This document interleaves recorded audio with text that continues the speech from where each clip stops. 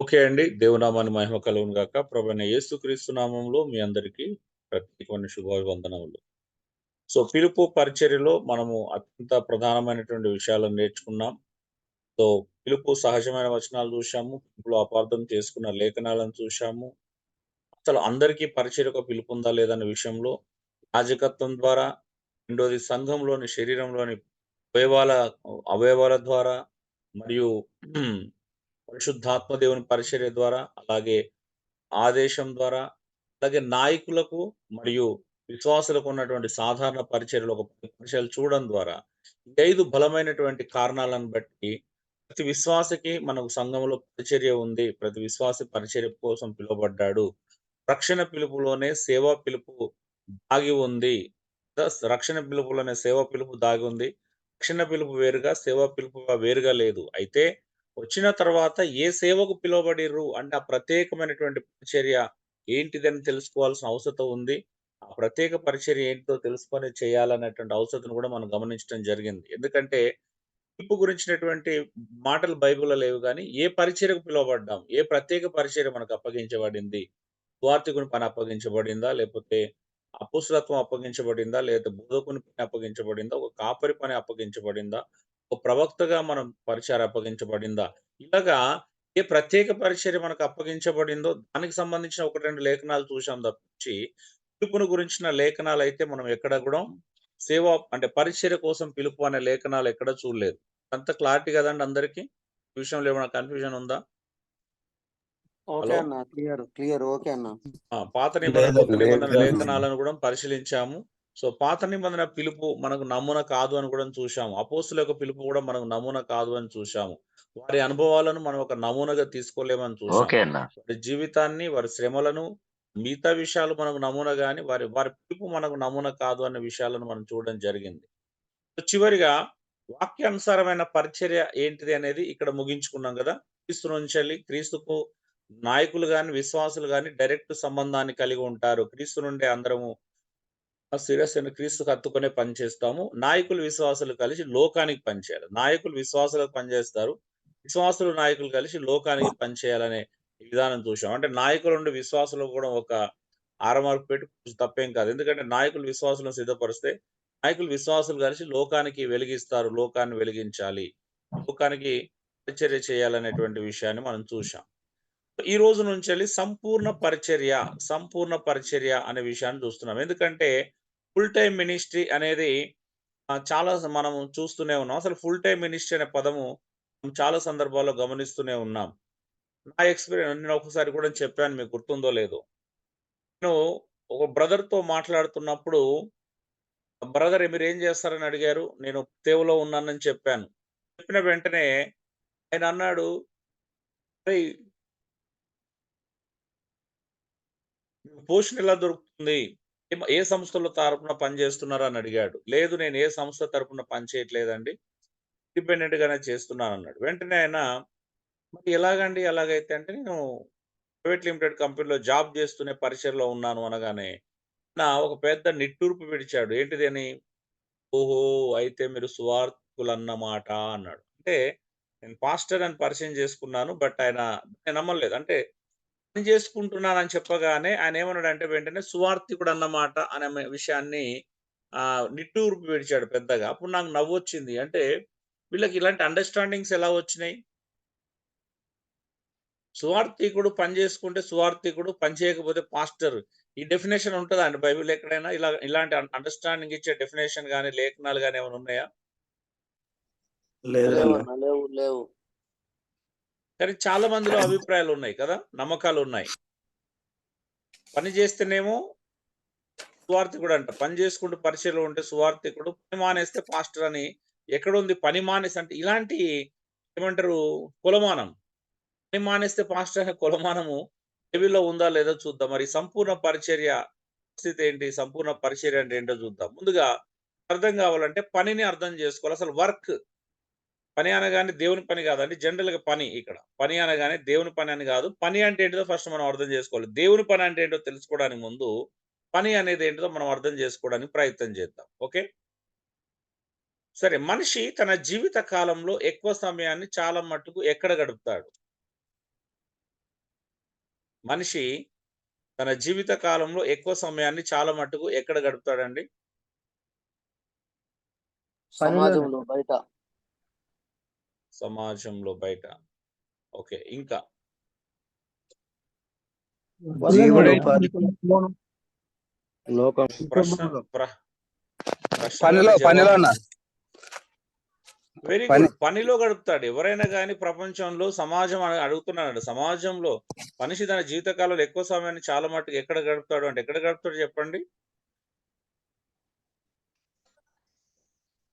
Hello! పనిలో పనిలోనే అన్న. పని చేసే స్థలం అంటే పని చేసే స్థలంలో గడుపుతాడు. ఏ మనిషి అయినా సహజంగా అందుకే సహజంగా అన్నాను. సహజంగా. కట్టమో మనిషి తన జీవితంలో ఎక్కువ సమయం చాలా మట్టుకు సహజంగా ఓకే. నేను ఆ మాట కలపలేదు కదా! ఓకే. సహజంగా ఎక్కడ గడుపుతాడు? అంటే పని చేసే స్థలంలోనే గదా! ఏ మనిషి అయినా ఎక్కువ సమయాన్ని గడపాల్సింది పని చేసే స్థానంలో. అంటే పిల్లలుగా చదువుకుంటున్నప్పుడు స్కూల్, కాలేజీలలో గడుపుతారు. స్కూల్, కాలేజీ అయిపోయిందంటే ఎక్కువ సమయాన్ని ఎక్కువ గడపాల్సొస్తది వర్క్ ప్లేస్‌లోనే గదండీ! అవునా? అవును. పిల్లలకు వర్క్ అంటే అవును. ఏంటిది? ఇక చదువుకోవడమే. కానీ ఇక్కడ పని జేసేవాడు అంటే సమాజంలో ఎదిగినవాడు ఒక దగ్గర ఎక్కడ గడుపుతున్నాడు అనంటే, తన జీవితకాలం ఎక్కువ సమయాన్ని పని జేసే స్థలంలో గడుపుతాడు. ఇది సహజమైనటువంటి విషయం. అయితే ఇప్పుడు మరొక ప్రశ్న ఉంది. పని లోకపరమైనదా? ఆత్మీయపరమైనదా? లోకపరమైనది. లోకపరమైన పని ఓకే. లోకపరమైనది అన్న. ఓకే. Very good. ఇంకా ఎవరైనా ఎంతమంది దీన్ని సపోర్ట్ చేస్తున్నారు? హలో! నేను ఎక్కువ మంది నుంచి వినాలని ఆశపడుతున్నాను. పని లోకపరమైనదా? ఆత్మీయపరమైనదా? లోకపరమైనది అన్న. ఓకే. అంటే పని చేయడము కూడా పనిలో దేవుని మహిమపరచడము అది దైవ నియమం. పని చేయడం అనేది కూడా దైవ నియమం అది. ఓకే. పనిలో దేవుని మహిమపరచాలి నమ్మకంగా రెండు చేసి.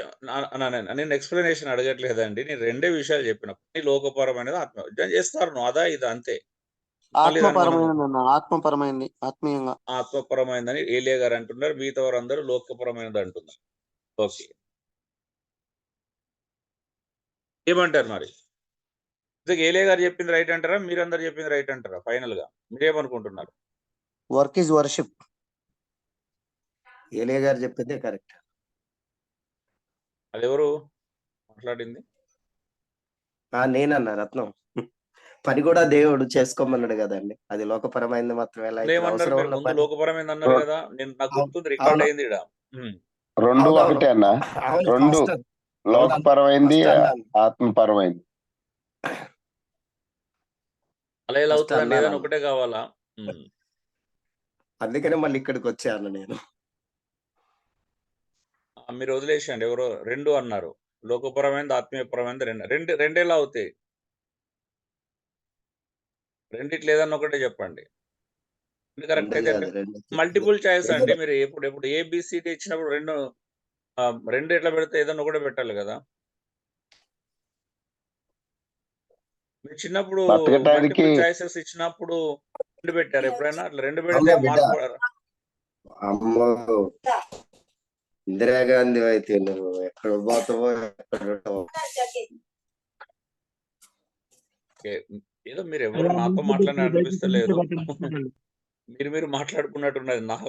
నాకు చెప్పండి.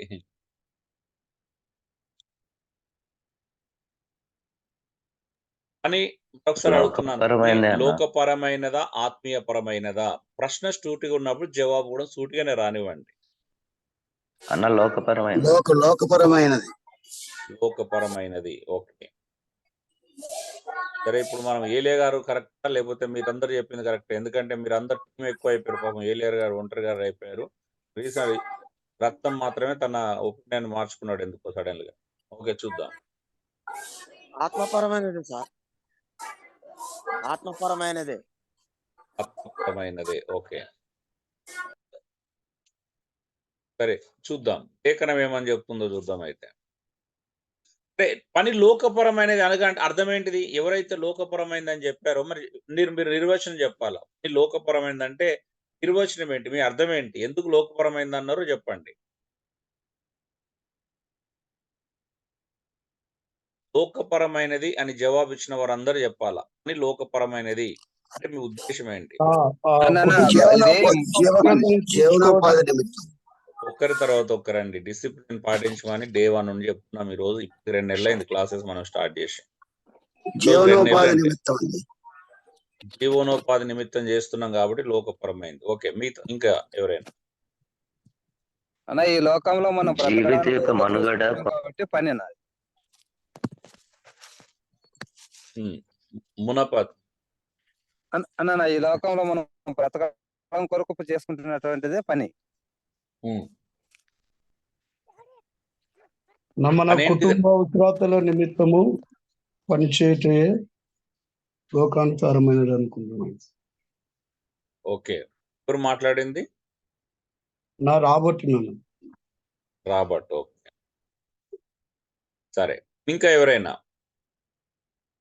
మునప్ప నేను పని అంటే ఏంటిదని అడగలేదు. పని లోకపరమైనది అంటే అర్థం ఏంటిదని అడిగాను. పని అంటే ఏంటిదో చెప్పడానికి ట్రై చేశావు. ప్రశ్న వినండి, జవాబు చెప్పే ముందు 2 నిమిషాలు ఆలోచిస్తే తప్పేం కాదు. 1 నిమిషం ఆలోచిస్తే తప్పు కాదు. సో పని లోకపరమైనది అనగా నిర్వచనం ఏమిటి అని అడిగాను. పని అంటే ఏంటిదని అడగల. ఇక్కడ ఈ ప్రశ్న లోకపరమైనది అంటే అర్థం ఏంటి అని.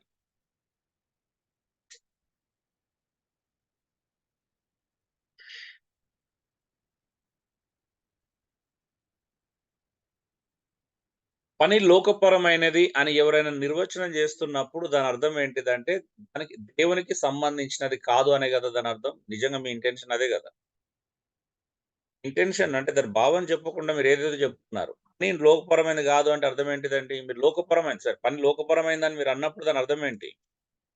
ఇదే కదా. హలో, ఎవరైతే పని లోకపరమైనది అని అన్నారో వాళ్ళందరూ దీన్ని ఒప్పుకోవాల్సిందే. ఎందుకనంటే పని లోకపరమైందంటే అర్థం ఏంటిది? హలో, దేవునికి సంబంధించింది కాదని కదా.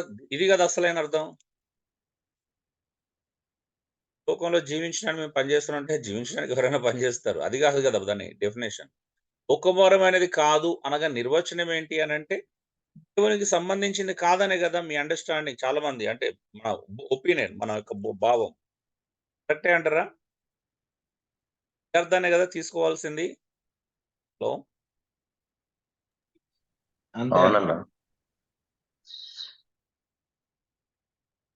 మనం సేవలో ఉన్నాం, పరిచర్యలో ఉన్నాం, దేవునితో నడుస్తున్నాం. లోకపరమైనది అని అంటే దాని అర్థం ఏంటిది? మనం దాన్ని ఎందుకు అలా అంటున్నాం? ఒకవేళ మనం యేసు ప్రభువుని నమ్ముకోకపోతే మన మాట అనాల్సిన అవసరం లేదు కదండి. అంటమా? అవునండి. అంటే మనం దేవుల్లో ఉన్నాం, దేవునికి సంబంధించిన వ్యక్తులుగా ఉన్నాం కాబట్టి పని లోకపరమైంది అంటే అర్థం ఏంటిది? దేవునికి సంబంధం లేనిది అనే అర్థం కదా. అవునండి. ఇప్పుడు మీరు పని చేసే వాళ్ళని అంటారా, ఒప్పుకుంటారా? అంటే మీరు పని చేసే వాళ్ళని వీళ్ళు దేవుని సేవ చేస్తున్నారంటే ఒప్పుకుంటారా? ఒప్పుకోరు కాదు, మీరు ఒప్పుకుంటారా అని అడుగుతున్నాను. మీరు ఒప్పుకుంటారా? పక్కల గురించి కాదు. ఒప్పుకోవాలి కదన్నా. ఒప్పుకుంటారా ఒప్పుకోరా? రత్నం ఒప్పుకోరా మీరు? కూడా దేవుని పని అనే ఒప్పుకోవాల్సి వస్తుంది కదా. వాళ్ళు కూడా పని చేస్తూ కూడా దేవుని పని చేస్తుంటారు కదా. ఓకే, బయట ఏ పని చేసినా దేవుని పని నా అభిప్రాయం. ఓకే, ఏ పని కాదు, ఏ పని అయినా కాదు, దేవుడి చిత్తంలో చేసే పని. ఏ పని అంటే అర్థం ఏంటిది? ఏ పని అంటే అని అర్థం ఏంటిది? మంచి పని అంటే ఏదో కూలి పని చేసుకుంటున్నాడు, ఆటో నడుపుకుంటున్నాడు, లేకపోతే ఇంకేదో పని చేస్తున్నాడు, కలెక్టర్ పనో లేకపోతే ఏదో పని చేస్తున్నాడు, అది దేవుని పని ఒప్పుకుంటున్నారా అని అడుగుతున్నా. ఆ పని అయితే దేవుని పని కాదు. కాదన్నా. ఆ పని చేస్తూ దేవుని పని కాదండి. మీరు డెఫినేషన్లు ఇవ్వకండి, మీరు కలపకండి అని చెప్తున్నాను. మీరు అదే ప్రయత్నం చేస్తున్నారు. నేనైతే ముక్కుసూటిగా అడుగుతున్నప్పుడు నేను మిమ్మల్ని కన్ఫ్యూజ్ చేస్తే మీరు అలా మాట్లాడాలా. ఒక ముక్కుసూటి ప్రశ్న ముక్కుసూటి జవాబు కావాలా? అలా కాదు, మళ్ళీ దాంట్లో వాళ్ళు వేరే పని చేస్తే దేవుని పని అవుతుంది అంటే అది మీరు కలుపుతున్నారు కదా అండి. కలపకుండా జవాబు చెప్పలేరా? ఇప్పుడు నేను ఒక ఆటో నడుపుకునేవాడు కావచ్చు, రోజు లేబర్ పనికి వెళ్ళేవాడు కావచ్చు, ఒక డాక్టర్ కావచ్చు, ఒక ఇంజనీర్ కావచ్చు, వాళ్ళు ఒక జాబ్ చేస్తున్నారు. ఆ జాబును మీరు దేవుని పనిగా భావిస్తారా అని అడుగుతున్నాను. లేదండి. లేదన్నా. లేదు. దేవుని ప్రణాళికలో ఒక భాగం. ఎస్. ఓకే. దేవుని ప్రణాళికలో ఒక భాగంగా. నేను మళ్ళీ అదే మీరు మళ్ళీ యాడ్ చేస్తున్నారు. నేను అదే అంటున్నాను. యాడ్ చేయొద్దంటే యాడ్ చేస్తున్నారు ఏలియా గారు. ఎస్ అవునన్నా. ఎస్. సో వాళ్ళు పని చేస్తే దేవుని పనేనా అని అడుగుతున్నాను. ఒప్పుకోవచ్చా అని అడుగుతున్నాను. పని చేసే వాళ్ళు దేవుని పనే చేస్తున్నారు. అది కూడా దేవుని పనే అని ఒప్పుకుంటున్నారా? అవునన్నా. అవును. ఒప్పుకుంటున్నా. కాదన్నా కాదన్నా దేవుని పని కాదన్నా. దేవుని పని కాదు. ఓకే. Very good. సరే. ఆత్మీయపరమైనదంటే నిర్వచనం ఏంటి? లోకపరమైనదంటే దేవునికి సంబంధించింది కాదని అనుకున్నాం. మరి ఆత్మీయపరమైనదంటే దేవునికి దేవునికి సంబంధించింది. దేవునికి సంబంధించింది. ఓకే. ఓకే. సో మనం చేస్తున్న పనులు దేవునికి సంబంధించినవి. బయట చేస్తున్న పనులు దేవునికి సంబంధించినవి కావు. ఓకే కదా? అందరూ ఏకీభవిస్తున్నారా? ఓకే అన్న. ఏకీభవిస్తున్నానా? Very good. సో ఆత్మీయపరమైనదంటే దేవుని సేవకు సంబంధించింది. మనం సేవ చేస్తున్నాం కాబట్టి ఇది దేవుని పని. అంటే పని చేస్తున్న వాళ్ళు కాబట్టి అది దేవుని పని కాదు, లోక సంబంధమైన పని. అవునా? అవునండి. ఏలియా గారు మాత్రమే వేరుగా ఉన్నారు. చూద్దాం ఏలియా గారు ఎందుకట్లా వేరుగా ఉన్నారు మరి.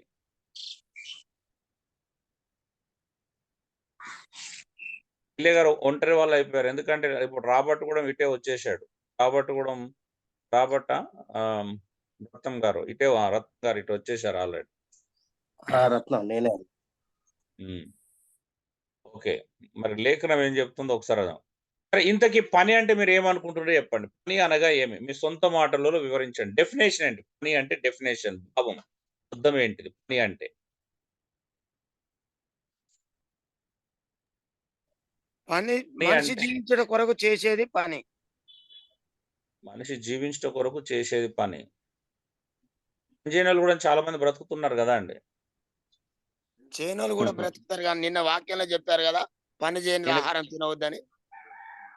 అఫ్ కోర్స్ అది వేరు. నేను పని అని అడుగుతున్నాను. మీరు పని చేసేవాడు తినడా ఇంకోటి దగ్గర దొంగిలించి తింటాడా అది వేరు విషయం. నేను అనేది పని అంటే ఏంటిదని అడుగుతున్నాను.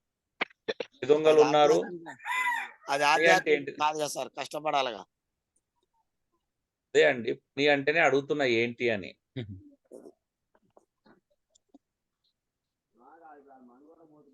మన పోషణ నిమిత్తం చేసేదని పని అంటున్నా. పోషణ నిమిత్తం చేసేదాన్ని పని అంటారు. అంటే ఒకవేళ ఇప్పుడు సేవ చేస్తున్నారు అందులో పోషణ కోసం చేయట్లేదు కాబట్టి దాన్ని పని అనరు. మీరు చెప్పే డెఫినేషన్ చాలా వెరీ ఇంపార్టెంట్. ఎందుకంటే మీకు మీరే కాంట్రడిక్షన్ చేసుకునే పరిస్థితులు ఉంటాయి. ఇప్పుడు మీరు అలా చెప్పినప్పుడు ఒకవేళ ఇది మనం దేవుని కొరకు బ్రతుకుతున్నాం అంటే అది పని కాదంటారు. ఓకే. మన పైన మోపబడిన బాధ్యతను నిర్వర్తించాలి. మీరు నలుగురు ఒకటిసారి మాట్లాడితే నాకు ఏం అర్థమవుతుంది చెప్పండి. మన పైన మోపబడిన బాధ్యతను నిర్వర్తించాలి. మన పైన మోపబడిన బాధ్యతను ఓకే. దేవుడు కలిగి ఉన్న ఉద్దేశాన్ని నెరవేర్చడమే పని అన్న. మన పట్ల దేవుడు కలిగి ఉన్న ఉద్దేశాన్ని నెరవేర్చడమే పని. ఓకే. నేను పని అనేది జనరల్ అని అడుగుతున్నాను ఏలియా గారు. పని అంటే ఏంటిది అసలు? ఇంతకి వర్క్ అంటే ఏంటిది? దేవుని సేవన లోక సంబంధమైన పని అని అడగట్లేదు. అసలు పని అంటే ఏంటిది? దేన్ని పని అంటారని అడుగుతున్నాను నేను. దేవుడు పని. అవసరాలు తీర్చేది పని. అవసరాలు తీర్చేది పని అన్న. దేవుడు చెప్పింది చేయడమే పని. దేవుడు చెప్పింది చేయడమే పని. ఓకే. డెఫినేషన్ అడుగుతున్నాను నేను. పని అంటే ఏంటిది? నేను దేన్ని అంటారు అసలు ఇంతకి? సమాజంలో చేతి వృత్తి చేయడం. చేతి వృత్తి అంటే ఇప్పుడు చేతి వృత్తులు కాని పనులు కాదా? కొంతమంది చేతి వృత్తులు అవసరాలు తీర్చుకోవటం.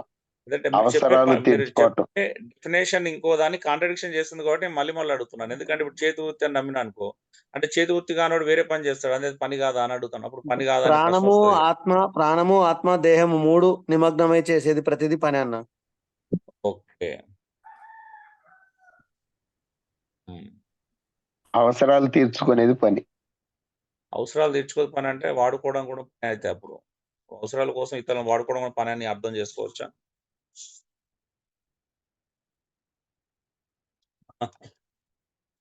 ఓకే. సరే మిమ్మల్ని ఆలోచింపజేయడానికి ఇవన్నీ అడిగాను. ఫైనల్ గా ఏలియా గారు కొద్ది కొద్దిగా చెప్పుకుంటూ ఫైనల్ దగ్గరికి వచ్చారు. సంతోషం. ఎందుకంటే ఏలియా గారు ముందు ముందుకి మధ్యలో దానికి మళ్ళీ చివరికి చెప్పిన దానికి చాలా దగ్గరికి వచ్చారు. Very good. పని అంటే దేన్ని అంటారో తెలుసా అండి? మనకున్న మానసిక, శారీరక శక్తిని ఉపయోగించి చేసే దేనినైనా పని అంటారు. పని అనే దానికి కావాల్సింది శ్రమ. సునీల్ గారి మధ్యలో అన్నారు, మళ్ళీ వేరే వేరే మాట్లాడడానికి ట్రై చేశారు పాపం. శ్రమ అండి. పని అనేది ఒక నేను అన్నది. అవును. శ్రమకు సంబంధించింది. పని అనేది అర్థం ఏంటిదంటే, ప్రతి మనిషికి ఉన్నటువంటి మానసిక లేదా శారీరక శక్తిని వినియోగించడం, ఉపయోగించడం, ఖర్చు చేయడాన్ని. అంటే నీకున్న శారీరక శక్తినో, మానసిక శక్తినో ఖర్చు చేయడాన్ని పని అంటారు. చిన్న లాజిక్ ఇది. అంటే పని అంటే ఏంటిదని అడిగాను డెఫినేషన్. పని చేయాలా వద్దా? పని అంటే ఏంటిది? అంటే పని అంటే ఏంటిది అనే ప్రశ్నకి చేసుకోవాలి గదా! అనే జవాబు గాదు. పని అంటే ఏంటిది అంటే, నీకున్నటువంటి మానసిక శక్తి లేదా శారీరక శక్తిని ఉపయోగించి చేసే దేన్నైనా పని అంటారు. అంటే శ్రమ లేకపోతే పని అనేది లేదు. ఉంటదా అండి? హలో! ఉన్నదన్న ఉండదు. ఉండదు. పనిలో ముఖ్యమైనది ఏంటిది? శ్రమ. ఏ పనైనా. దైవికమైన పనా? మనం లోక సంబంధమైన పని చేస్తున్నామా? అందుకే కదా! ఇప్పుడు దైవికమైన పనిలో కూడా మీరు అన్నారు ఏమన్నాడు? వాక్యమందు, ఉపదేశమందు ప్రయాస అన్నాడు. అవునా? ప్రయాసతో కూడుకున్నది. ప్రయాస లేని దాన్ని పని అన్నారు. ఒక శ్రమ ఉంటుంది. పని అంటే శ్రమ. ఎనర్జీని ఖర్చు చేయడం. ఏదో ఒక శక్తిని వినియోగించడం పని అంటారు. మానవునికి ఏం శక్తి ఉంది? మనకి ఏం శక్తులు ఉంటాయి చెప్పండి? ఒక మానవుడు పని చేయడానికి దేవుడిచ్చిన శక్తులేంటి? హలో! శరీరం, శరీరం,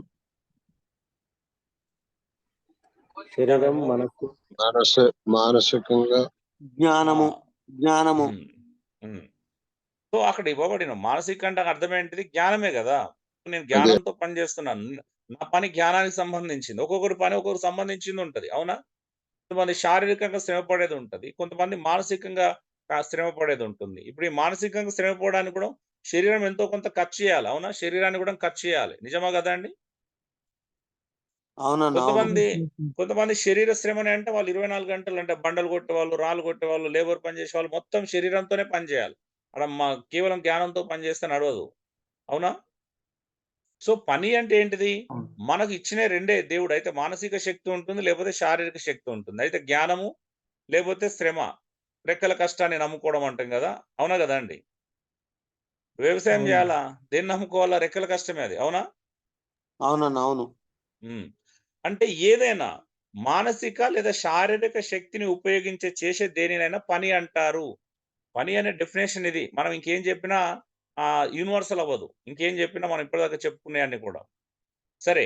పని అంటే ఏంటో చూసాం. పని యొక్క కర్త ఎవరు ఇంతకీ? పనిని పుట్టించిన వాళ్ళెవరు? దేవుడే. దేవుడు. చెప్పాలి దయచేసి. పనిని పుట్టించింది ఎవరు? దేవుడా? మానవుడా? దేవుడే. దేవుడే దేవుడే అన్న. పని కలిగించాడు.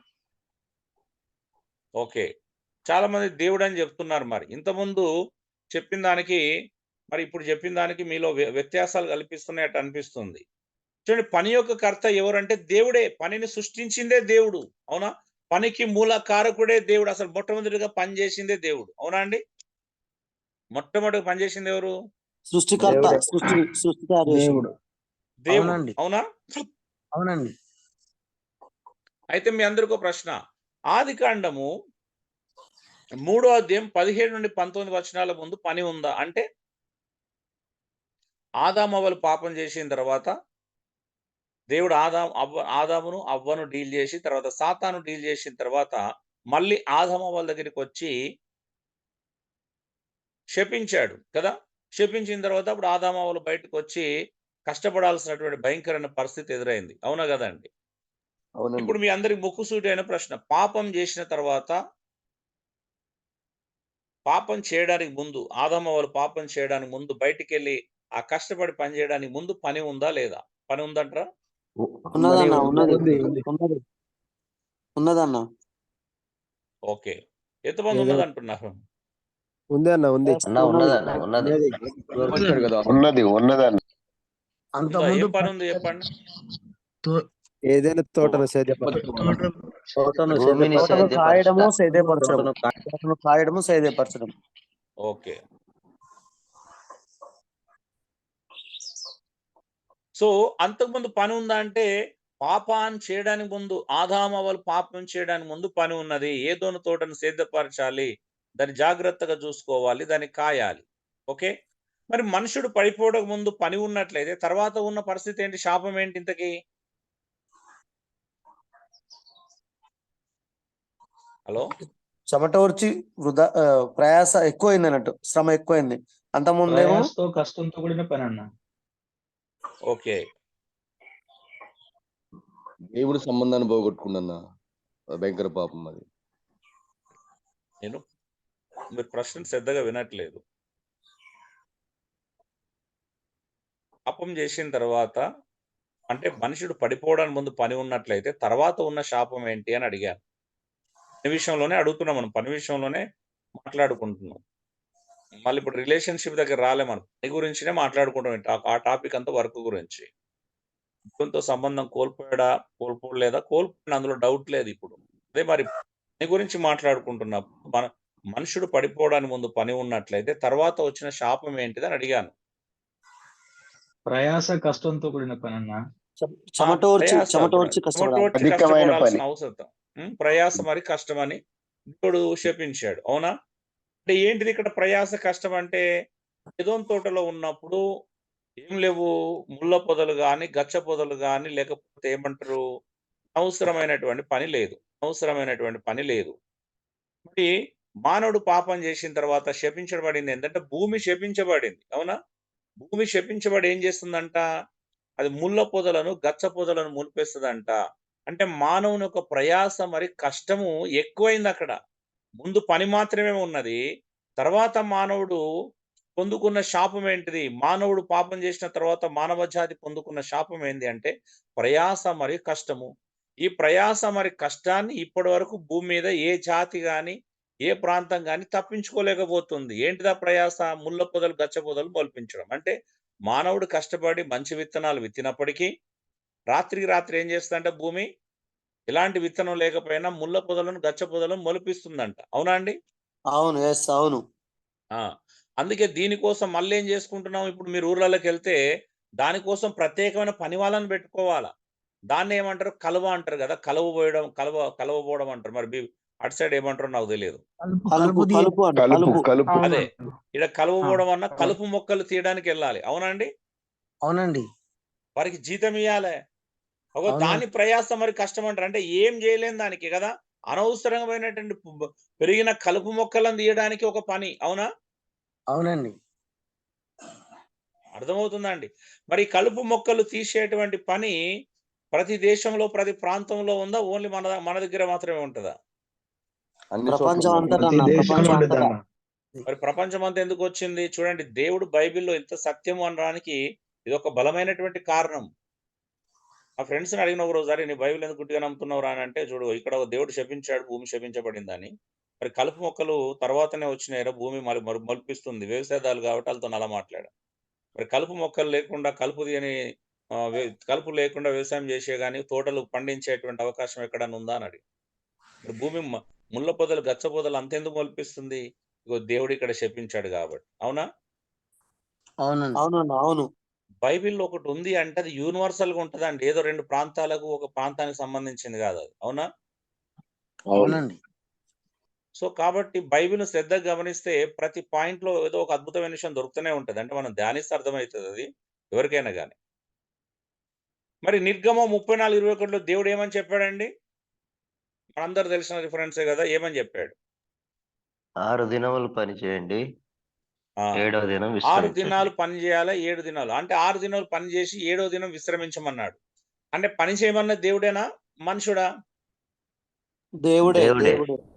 6 దినాలు పని చేయడం అనేది దేవుని ఆజ్ఞనా? సలహానా? ఆజ్ఞ. ఆజ్ఞ కదా. మరి పని అనేది దేవుని చిత్తమే అంటారా? దేవుని చిత్తమేనండి. చిత్తమే. పని చేయడం దేవుని చిత్తమేనా? అవునన్నా. అవును, దేవుని చిత్తమే అన్న. ఓకే. అంటే మీరు ముందు విన్నై రికార్డ్ అవుతుంది. మీరు గుర్తుపెట్టుకోండి. ముందు ఏమన్నారు, ఇప్పుడు ఏమంటున్నారని. అన్న కేఫా అన్నాడు, కొంచెం యాక్సెప్ట్ చేయండి అన్న, కట్ అయిందట. లేదు, రాలేదు. ఇక్కడ ఎవరు కనిపిస్తలేరు నాకు. నేను అడ్మిట్ చేస్తాను. లేదు, జస్ట్ ఎనబుల్ చేసిన అంతే, లాక్ చేయలేదు. లాక్ చేస్తేనే వారు మొత్తం రాలేరు. అందుకే లాక్ చేయలేదు, జస్ట్ ఎనబుల్ చేసిన. వెయిటింగ్ రూమ్ లో ఎవరు లేరు. అన్న ఓకే. నేను కూడా యాడ్ అవుతాన్నా. ఒక 10 నిమిషాలు బయటికి వెళ్తున్నా ఇంట్లో నుండి. నేను నా ఫోన్‌తోనే యాడ్ అవుతున్నా. సో, వెయిటింగ్ రూమ్‌లో ఎవరు లేరు జాక్సన్. పని అనున్నది దేవునికి చేసే పరిచర్యనా కాదో చూద్దాం ఒకసారి. పని అంటే ఏంటిది ఇంతకసలు ఎవరికి? ఒకసారి చూద్దామా? కొలస్సీలకు రాసిన పత్రిక 3వ అధ్యాయం 22, 25 వచనాలు చదువుతారా ఎవరన్నా? 22 నుండి 25 మీద ధ్యానం చేద్దాం. నేనే చదువుతున్నాను. మంచిగా వినండి ఇక్కడ. చాలా శ్రద్ధగా వినండి. ఎవ్వరు ఎమోషనల్ కావద్దు. ఎందుకంటే నిన్న మనము ఏదో 5వ లెసన్ దశమ భాగం తీసుకున్నప్పుడు కొంతమంది టెంప్ట్ అయ్యారు. ఆ టెంప్ట్ అవ్వడం వలన కొంత నష్టం కూడా జరిగింది టీమ్‌కి. సో, ఎందుకు ఆ నష్టం? మరి నిజంగా అది భయంకర నష్టమే. దేవునికి ఇప్పుడు మనం నిజంగా మీరెవరు జవాబుదారీతనంగా ఉండకూడదు. దేవునికి అనుకూలంగా ఉండాలని మనస్ఫూర్తిగా కోరుకుంటున్నాను. ఎందుకంటే సత్యం ఎంత వింటే అంత లెక్క అప్పగించుకునే పరిస్థితి ఉంటది. ఇప్పుడు చూద్దాం. కొలస్సీలో రాసిన పత్రిక 3వ అధ్యాయం 22 నుండి 25 వచనాలు చూడండి. ఒక్క వచనం కాదు ఇది. దాసులారా, మనుషులను సంతోషపెట్టువారైనట్టు కంటికి కనబడవలనని కాక, ప్రభువునకు భయపడుచు శుద్ధాంతకరణము గలవారై శరీరమును బట్టి మీ యజమానులైన వారికి అన్ని విషయములలో విధేయులై ఉండుడి. ఎందుకంట ప్రభువు వలన స్వాస్థ్యమును ప్రతిఫలముగా పొందుదుమని ఎరుగుదురు గనుక ఏమి చేసినను అది మనుషుల నిమిత్తము కాక ప్రభువు నిమిత్తము మనస్ఫూర్తిగా చేయుడి. మీరు ప్రభువైన క్రీస్తునకు దాసులై ఉన్నారు. అన్యాయం చేసిన వానికి తాను చేసిన అన్యాయం కొలది మరలా లభించును. ఇప్పుడు ఇలాంటి వచనాలు బైబిల్‌లో ఉన్నాయని తెలుసా మీకు? ఉన్నాయండి ఇవి? బైబిల్‌లోనేనా? నా బైబిల్ మాత్రమే ఉన్నాయి ఇవి. బైబిల్ వాక్యమే అన్న. బైబిల్ వాక్యమే. ఏమో డౌట్ వస్తుంది. మీ బైబిల్‌లో బైబిల్ లేవనుకుంటున్నా వాక్యం. నేనైతే. ఇది నా ఒక్కని బైబిల్‌లోనే ఉన్నాయనిపిస్తుంది నాకైతే. లేదండి, అన్ని బైబిల్ ఉన్నాయి. ఉన్నాయి గానీ మీరు వీటిని చదవలేదనుకుంటా లేదంటే. ధ్యానించలేదు. చదివి ఉండొచ్చేమో గానీ మరి దేవుడు ఎందుకు ఇలా మాట్లాడాడని ధ్యానించకపోయి ఉండొచ్చు. ఏమన్నాడు? దాసులారా, దాసులారా మనుషులను సంతోషపెట్టువారునైనట్లు కంటికి కనబడుటకే కాక.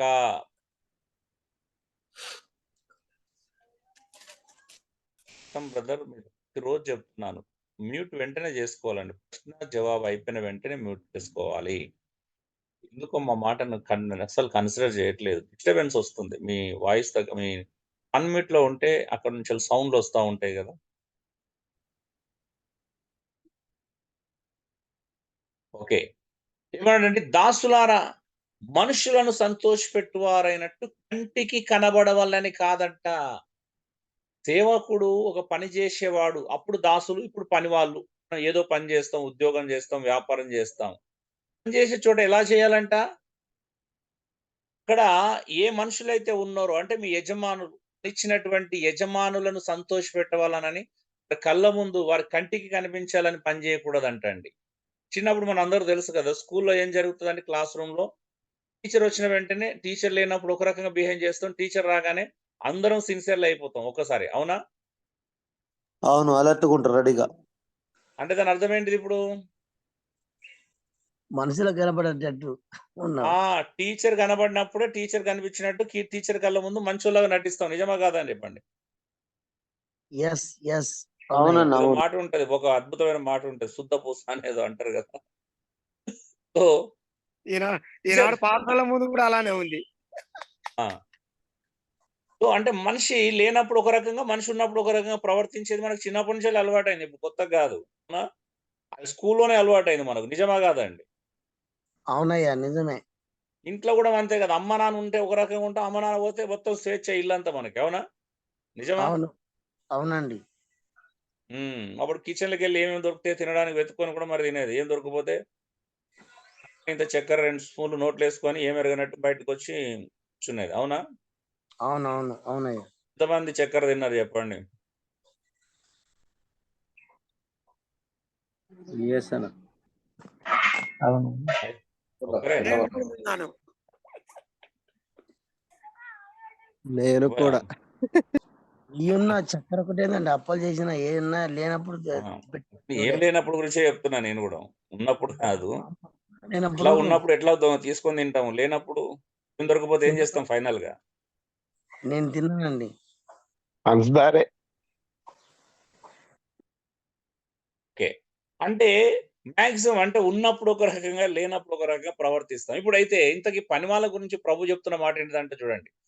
ఇలాంట మనుషులకు కంటికి కనబడవాలని కాకనంట ప్రభువునకు భయపడాలంట. పనిచేసేవాడు ఎవరికి భయపడాలండి?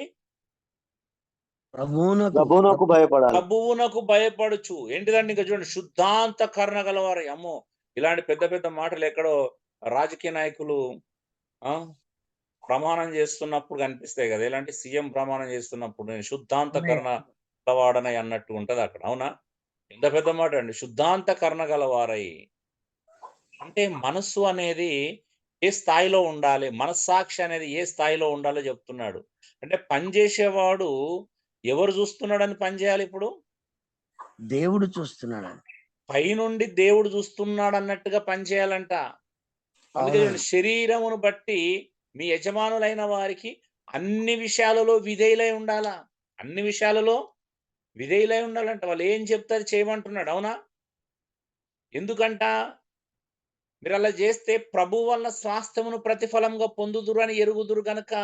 అంటే మిమ్మల్ని దేవుడు తీర్పు తీర్చేది ఎక్కడ? మనం ఏమనుకుంటున్నాం, కేవలం దేవుని సేవ చేస్తే నాది అనుకుంటున్నాము. కానీ లోక సంబంధంగా మీ పిల్లలు ఎక్కడైనా డాక్టర్లు గానో, ఇంజనీర్లు గానో, లేకపోతే నర్సులు గానో, ఇతర కార్యాలను మీరు కానీ ఎక్కడన్నా పని చేస్తున్నప్పుడు, ఆ పని చేస్తున్నప్పుడు అంటే ఎలా అంట, ప్రభు వలన స్వాస్థ్యమును ప్రతిఫలంగా పొందుదుమని ఎరుగుదురు గనక మీరేమి చేసినా, అంటే మీకు అప్పగించిన పని గురించి మాట్లాడుతూ ఏం చేసినా అది మనుషుల నిమిత్తము కాక ప్రభువు నిమిత్తమై మనస్ఫూర్తిగా చేయాలి.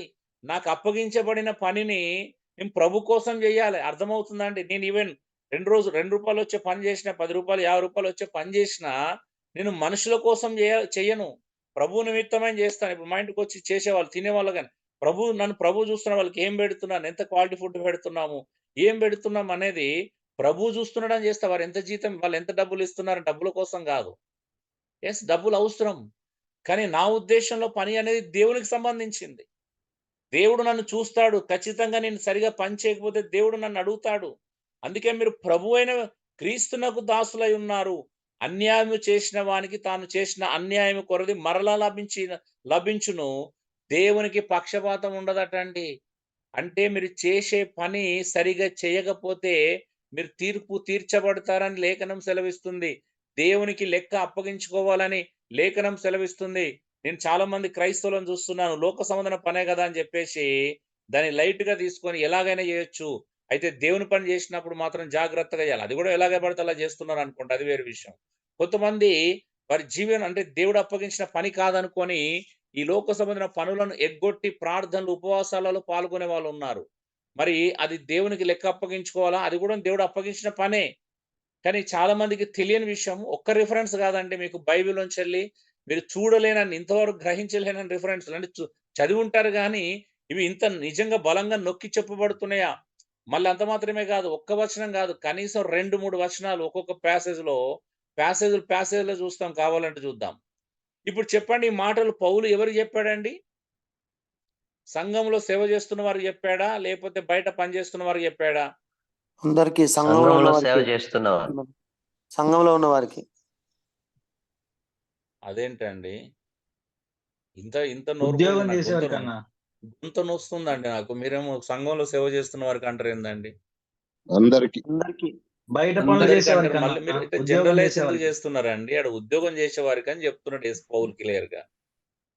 ఇలాగ మీరు అదే నాకు మీరు ఎందుకు అలా కన్ఫ్యూజ్ అవుతున్నారో అర్థం కావట్లేదు. ఆ మాటలు అడ్రస్ చేసిందే బయట ఉద్యోగం చేసేవారికి, బయట పనులు చేసేవారికి. అంటే సేవకు సంబంధించిన పని ఎక్కడ ఉంది చెప్పండి? సంఘంలో సేవకు సంబంధించిన పని ఉందాడ? ఎందుకండి ఇలా కన్ఫ్యూజ్ చేసి మళ్ళీ నన్ను తప్పుపడతారు రేపు మళ్ళీ? అన్న ఇలా మాట్లాడాడు, అలా మాట్లాడాడు అని చెప్పి మళ్ళీ ఎక్కడో కంప్లైంట్ డిస్కషన్ చేసుకొని, ఇదంతా అవసరం అండి. నేను క్లియర్ గానే చెప్తాను, క్రిస్టల్ క్లియర్ గా లేఖనం ఏంటిది చెప్పండి, నిజంగా చెప్పండి. అందులో అందరికన్నా ఎక్కడ ఉంది చెప్పండి. అందరి గురించి మాట్లాడిండా పౌలు? ఉద్యోగం చేసే వారి గురించి మాట్లాడాడు. దాసుల గురించి మాట్లాడాడు, పని వారి గురించి. దాసులు అంటే ఎవరు? పని వాళ్ళు. ఏ పని వాళ్ళు అక్కడ? ఈనాటి కాలంలో ఉద్యోగస్తులు, బయట పనులు చేసేవారు. బయట పనులు చేసే వాళ్ళ గురించే కదండి మాట్లాడింది. అవునా? అవునా కాదా చెప్పండి పోనీ. అదన్నా కాదు. కదా అదండి ఇతరులు చేసేది ఆయనకి మనకు చెప్తున్నాడు ప్రభు. అది సంఘంలో నాయకులకు కాదండి, బయట ఉద్యోగం చేసి కూలి పని చేయటం అప్పుడు ఉన్నటువంటి దాసులకు చెప్తున్నాడు. ఆ కాలంలో దాసులు అంటే ఎవరు?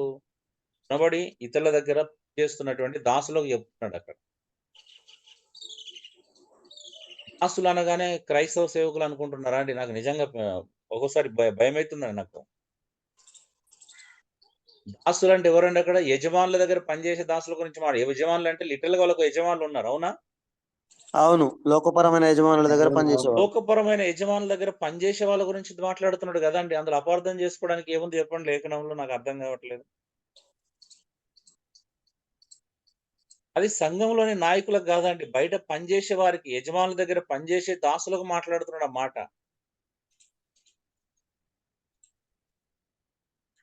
ఉద్యోగం చేసేవారికి అండి, అనగా ఆ కాలంలోని బానిసలకు, దాసులకు చెప్తున్నాడు. ఆ కాలంలో బానిసలు ఎక్కువగా ఉండేవాళ్ళు.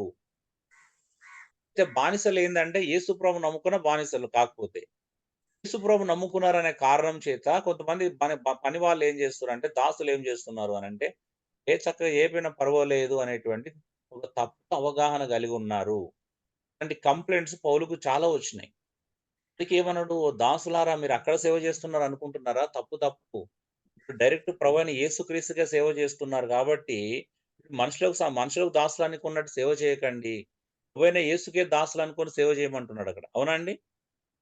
అవునండి. అంటే వారికి ఉన్న తప్పుడు ఆలోచనను, తప్పుడు అవగాహనను తీసేస్తున్నాడు.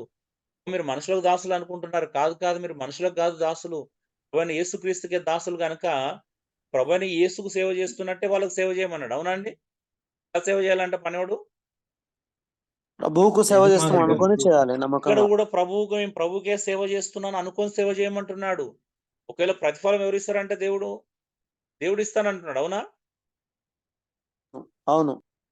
అంటే వాళ్ళు చేసే పనికి ప్రతిఫలము, జీతము ఒకవేళ అక్కడ మోసపోయినా నిజమైన ప్రతిఫలం ఎవరు ఇస్తారంటాడండి? దేవుడు ఇస్తానని చెప్తున్నాడు. అవునా? అవును.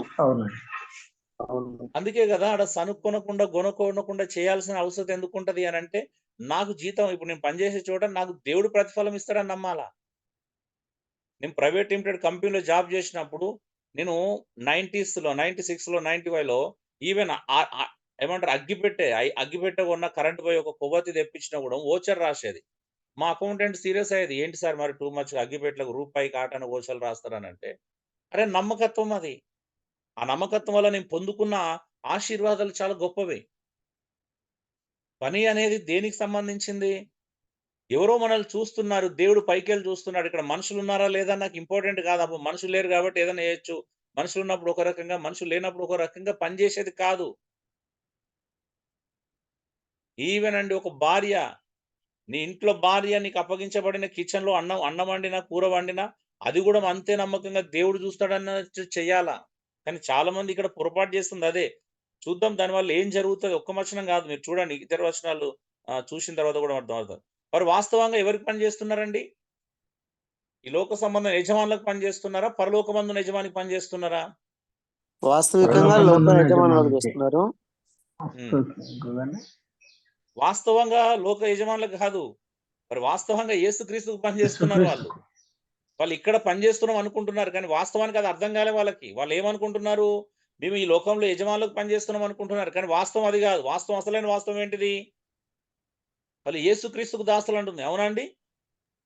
అవును. అయితే వారు ఎవరికి సేవకులు ఇప్పుడు? క్రీస్తుని పెట్టుకోరు మన మధ్యలో. అదే చెప్పండి ఏమన్నారు? క్రీస్తుకే దాసులండి. క్రీస్తుకే పని చేస్తున్నట్టు కదా. ఇప్పుడు చెప్పండి మరి అయితే వాళ్ళు ఎవరు సేవకులు ఇప్పుడు వాస్తవానికి? యేసుక్రీస్తు. యేసుక్రీస్తుకు సేవకులా? మనుషులకు సేవకులా వాళ్ళు అసలు సేవకులు? యేసుక్రీస్తు సేవకులాలు. అదేంటండి పని చేసేటోడు యేసుక్రీస్తు సేవకుడు ఎలా అయ్యాడు? అంటే వారు ఇప్పుడు పనిచేసే చోట సరిగా లేకపోయినట్లయితే తీర్పు తీర్చబడతారా మరి? అంతే కదా. ఒకవేళ ఉద్యోగంలో నమ్మకంగా లేకపోయారు అనుకోండి, దేవుడు తీర్పు తీరుస్తాడా? తీర్పు తీర్చడా? తీరుస్తాడు. ఖచ్చితంగా తీర్పు తీర్చబడతారు. మరి నువ్వు చేసే పని దేవునికి సంబంధమైనదేనా?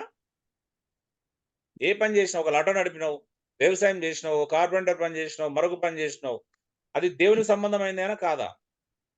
దేవుని దేవుని సంబంధమైతేనే సంబంధమైనదే ఇప్పుడు.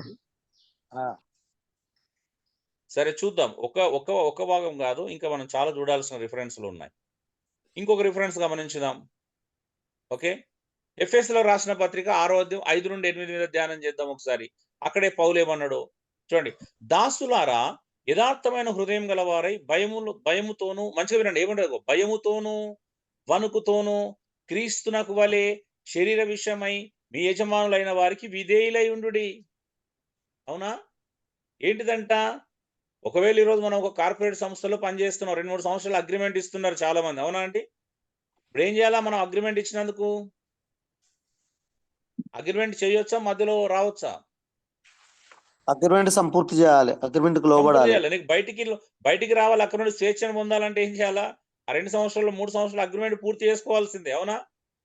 ఎవరి కోసమా పని చేయాలా? నీ కోసమా, దేవుని కొరక?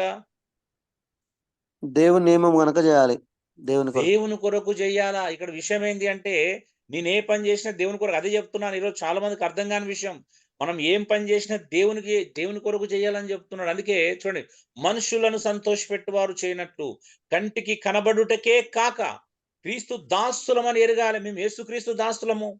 నువ్వు పనిచేసే చోట కూడా ఏముండాలని మనసులో 24 గంటలు, నేను యేసుక్రీస్తు దాస్తుని, యజమానికి కంపెనీకి కాదు, వాస్తవానికి నేను యేసుక్రీస్తు దాస్తులని. కాబట్టి నమ్మకంగా పనిచేయాలంటే ఎరిగి దేవుని చిత్తమును మనస్పూర్వకంగా జరిగించుచు మనుషులకు చేసినట్లు కాక ప్రభువునకు చేసినట్లే ఇష్టపూర్వకంగా సేవ చేయాలంట. సనుక్కుంటా కొనుక్కుంటా చేయమన్నాడా, ఇష్టపూర్వకంగా చేయమన్నాడా? ఇష్టపూర్వకంగా, మనస్ఫూర్తిగా చేయాలి. మరి సనుక్కుంటూ కొనుక్కుంటూ చేస్తే, నా దగ్గరికి వస్తారు అప్పుడప్పుడు కార్పొరేట్ సంస్థలు పనిచేసి సనుగుతూ ఉంటారు, కొనుక్కుతూ ఉంటారు. అన్న, నా కంపెనీ ఇలా, మా బాస్ ఇలా, మా టీం లీడర్ ఇలా, అసలు నాకు పిచ్చిలేస్తుంది, అని కొట్టాలనిపిస్తుంది, చంపాలనిపిస్తుంది, ఇట్లా చాలా మంది ఫీల్ అవుతుంటారు. హౌ? నువ్వు ఒక విశ్వాసివి, నువ్వు అక్కడ క్రీస్తు దాసురాలివి, నువ్వు క్రీస్తు దాస్తునివి, మరి నువ్వు ఎవరి కోసం పనిచేయాలంటున్నాడు? సరే, నీకు అక్కడి నుంచి స్వేచ్ఛ ఉంది కాబట్టి, నీకు నీ యొక్క ఏమంటారు, నీ ఒకవేళ గడువు, నీ అగ్రిమెంట్ ముగించబడిందంటే నువ్వు వేరే కంపెనీలో వెతుక్కోవచ్చు, తప్పేం కాదు, అవునా కదండి? కానీ అగ్రిమెంట్ ముగించేంత వరకు ఎలా చేయాలి సేవ? ఇష్టపడి పని చేయాలి, నమ్మకంగా చేయాలి, ఇష్టపూర్వకంగా చేయాలి, దేవుని చిత్తం అని చేయాలి. అది అవునా? ఇష్టపూర్వకంగా సేవ చేయండి. అందుకేంటంటే మంచిగా వినండి, దాసుడైనను స్వతంత్రుడైన మీలో ప్రతివాడు ఏ సత్కార్యం చేయనో దాని ఫలము ప్రభు వల్ల పొందుతారు. అన్నా, నేను ఎంత కష్టపడినా మా టీం లీడర్ గుర్తిస్తలేడు, మా టీం లీడరు నేను చేసిన ప్రాజెక్ట్ వర్కులు కూడా తనే చేసినట్టు చూపించుకొని బాస్ దగ్గర మార్కులు కొట్టేస్తున్నాడు. చేసుకొని కానీ దేవుడు నీకు ప్రతిఫలం ఇస్తాడని నమ్మకం ఉండాలి కదా, అవునా? ఇది ఈ రోజు చాలా మందికి తెలియదండి. నాకు అనిపిస్తుంది, ఉద్యోగాలు చేసే వాళ్ళందరికీ ఒక క్లాస్ తీసుకోవాలని ఉంది ఆశ. ఎందుకంటే ఈరోజు ఎంతమంది దేవునికి దృష్టిలో నేరస్తులుగా ఉండిపోతున్నారు, ఎంత తప్పు జరుగుతుందో చాలా మంది తెలియదు. అసలు సంఘాలు ఈ బోధనే లేదు. అవును. నాలాంటి చేస్తే తప్పు పడుతున్నారు, నాలాంటి చేస్తే లేఖనాన్ని విరుద్ధంగా మాట్లాడుతున్నానని చెప్తున్నారు. మీరు అన్ని రికార్డులని మళ్ళీ మీరు ఎవరి దగ్గరైనా పెట్టి వినిపించండి. మీకు ఎక్కడైనా లేఖన విరుద్ధంగా సలహా ఇచ్చినా, బోధ చేసినా నేను దానికి బాధ్యత వహిస్తానండి. ఎక్కడ ఏ మీటింగ్ పెట్టండి, ఎంత పెద్ద సేవకులను తీసుకొచ్చి పెట్టండి, వాళ్ళందరి ముందట నేను తప్పు ఒప్పుకోవడానికి సిద్ధంగా ఉన్నా. ఎందుకంటే నా హృదయంలో మంటుంది, ఈరోజు పెయిన్ ఉంది చాలా మంది విషయాలలో.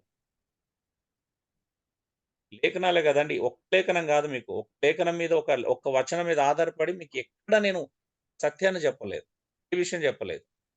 అంటే మీకు ఏది రుద్దలేదు కూడా, నేను ఇది తప్పు అని ఖచ్చితంగా చెప్పలేదు. కొంతమంది ఒక కోణంలో చూసి అన్న తప్పు అని చెప్తున్నాడు అని చెప్పేసి అనుకున్నారు కూడా. నేను ఎక్కడ తప్పు అని చెప్పినాను అడుగుతా, ఇప్పుడు కూడా నేను ప్రశ్న మీద నేను కట్టుబడి ఉంటాను. నేను ఎక్కడ తప్పు అని చెప్పినాను, నేను ఎవరికి రుద్దాను, నేను ఏ విషయమైనా కానీ లేఖనాలు ఉన్నది చెప్తున్నాను. అప్లికేషన్ ఎవరికి ఇవ్వలేదు. చెక్ చేసుకోమన్న పాత నిబంధన ఆదిమ అపోస్తలుల కాలం సంఘముకి, ఈ ట్రెడిషనల్ సంఘానికి, ఆధునిక సంఘంలో ఉన్న వాటికి వ్యత్యాసాలు చూపించాను. క్లాసులు సంపూర్తి అయ్యేంత వరకు ఎవరు అప్లై చేసుకోవద్దు, దాన్ని ఎవరు ఇంప్లిమెంట్ చేయదు, పూర్తిగా వినుమనే బ్రతిమలాడుకున్నాను నేనైతే.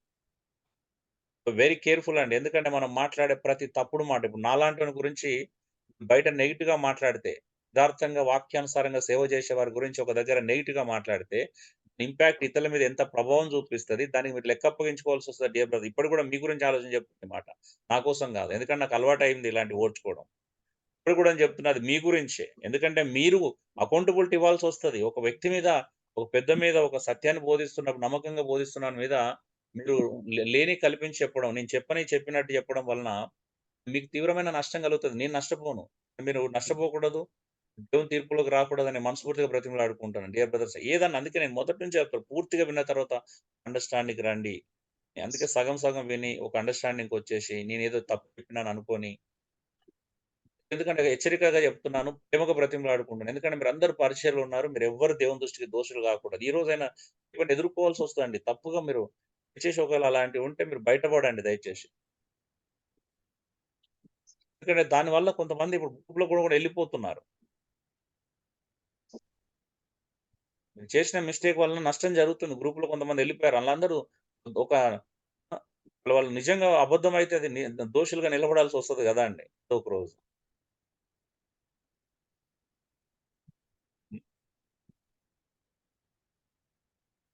చూడండి, మనుషులను సంతోషపెట్టువారు కాక, అయినట్టుగాక కంటి కనబడగాక క్రీస్తు దాసులమని ఎరిగి దేవుని చిత్తమును మనస్పూర్వకంగా జరిగించుచు, మనుషులు చేసినట్లు గాక ప్రభువునకు చేసినట్లే ఇష్టపూర్వకంగా సేవ చేయాలి. ఎందుకంటే దాసుడు గావచ్చు, స్వతంత్రుడు ఈవెన్ వాళ్ళ యజమానులు గావచ్చు. వాళ్ళు చేసే ప్రతి పని కంటే ఏ సత్కార్యం చేస్తారో దాని ఫలము ప్రభు ఇస్తానంటున్నాడు. అదేంటండి పని చేసే వాళ్ళకు ప్రభు ప్రతిఫలం ఇస్తానంటున్నాడు ఏందండి? జీతము ప్రభు ఇస్తానంటున్నాడు అదేంటి?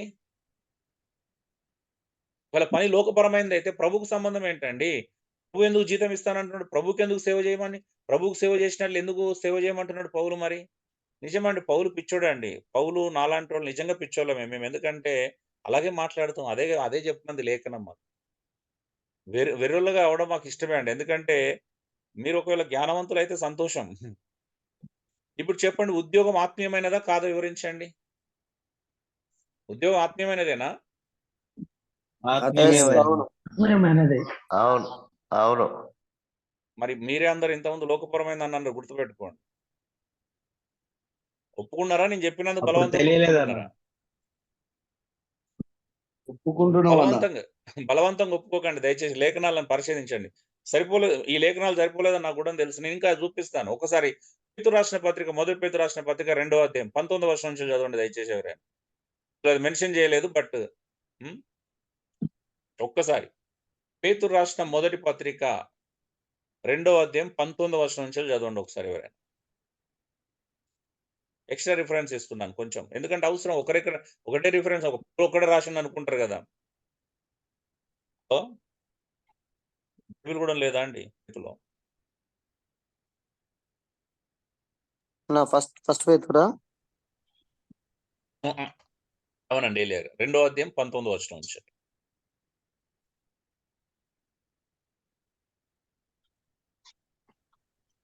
ఎవడైనాను అన్యాయముగా శ్రమ పొందుచు దేవుని గూర్చిన మనస్సాక్షి కలిగి దుఃఖము సహించిన ఎడల అది హితమగును. తప్పిదమునకై దెబ్బలు తినినప్పుడు మీరు సహించిన ఎడల మీకేమి గణము? మేలు చేసి బాధపడునప్పుడు మీరు సహించిన ఎడల అది దేవునికి హితమగును. ఎవరికి చెప్తున్నాడు చెప్పండి ఈ మాట దేవుడు? ఒక నిమిషం, ఇది ఎవరికి చెప్తున్నాడు దేవుడు?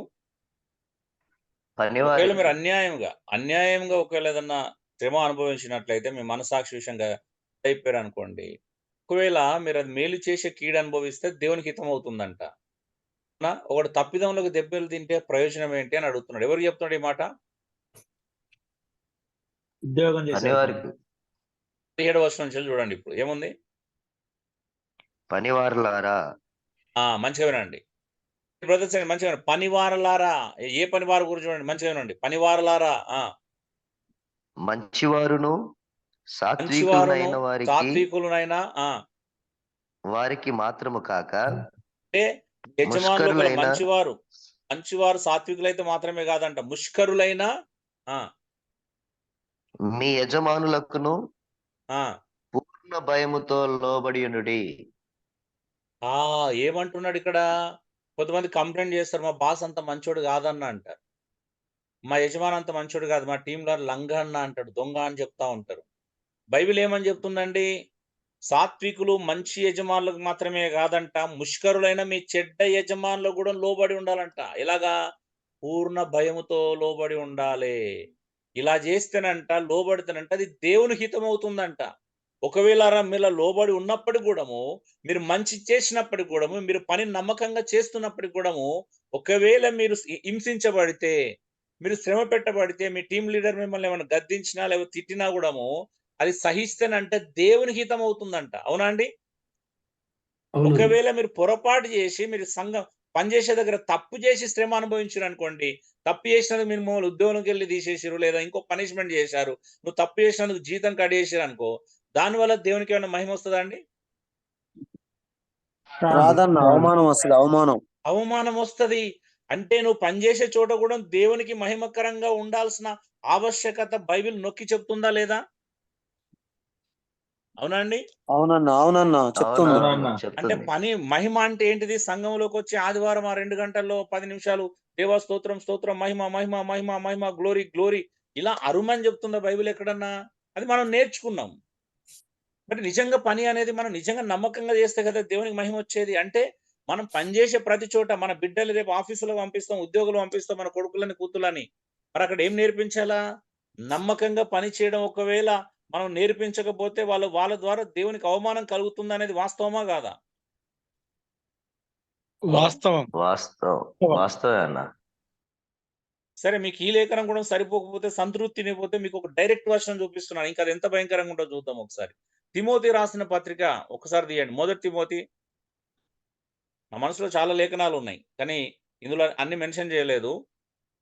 1 తిమోతి 6వ అధ్యాయం ఒకసారి తీయండి. అందరు 1 తిమోతి 6వ అధ్యాయం 1-2 వచనాలు చదవండి దయచేసి. 1-2 దేవుని వచనాలు చదవండి. నామమును దేవుని నామమును ఆయన బోధయు దూషింపబడకుండానట్లు దాసత్వమును కాడి క్రింద ఉన్న వారందరూ తమ యజమానులు పూర్ణమైన ఘనతకు పాత్రులని ఎంచవలెను. విశ్వాసులైన చాలా ఏంటిదంట తర్వాత చదవండి. విశ్వాసులైన యజమానుల గల దాసులు తమ యజమానులు సహోదరులని వారిని తృణీకరింపక తమ సేవా ఫలము పొందువారు విశ్వాసులను ప్రియులనై ఉన్నారని మరి ఎక్కువగా వారికి సేవ చేయవలెను. ఈ సంగతులు బోధించుచు వారిని హెచ్చరించుము. ఈ సంగతులు బోధించుచు అని హెచ్చరించమని పౌలు తిమోతికి రాస్తున్నాడు. ఎవరికి? పని వాళ్లకు. ఏంటిదంట? దేవుని నామమును, దేవుని వాక్యమును దూషింపబడకుండునట్లంట. అంటే పనివాడు సరిగా పని చేయకపోతే ఎవరు దూషించబడతారండి? దేవుని నామము. దేవుడు దూషించబడతాడు. దేవుని నామము. ఇంకా అందుకే దేవుని వాక్యం. దేవుని వాక్యం అంట, దేవుని బోధ. అంటే పని చేసేవాడు సరిగా పని చేయకపోతే ఎఫెక్ట్ ఎవరికి పడుతుందండి? దేవుని నామానికి, దేవుని బోధకు అంట. ఎందుకంటే బోధ చేయబడింది. ఆ బోధకు వ్యతిరేకంగా నువ్వు పనిచేసే చోట ఉన్నట్లయితే ఆ బోధ దూషించబడుతుంది. పరలోకమందు ఉన్నటువంటి తండ్రి అంటే దేవుని యొక్క నామం కూడా దూషించబడుతుందంట. కాబట్టి నువ్వు పనిచేసే చోట భయంతో పని చేయాలి, మంచిగా సేవ చేయాలంట. ఒకవేళ నీ యజమాను, నీ పనిచేసే చోట నీ యజమాని క్రైస్తవుడైతే, విశ్వాసి అయితే అంట, మరి ఎక్కువగా సేవ చేయాలంట. అర్థమవుతుందా అండి?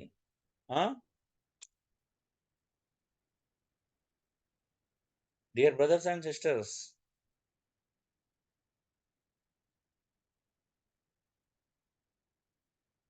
ఇది సీరియస్ విషయం అండి.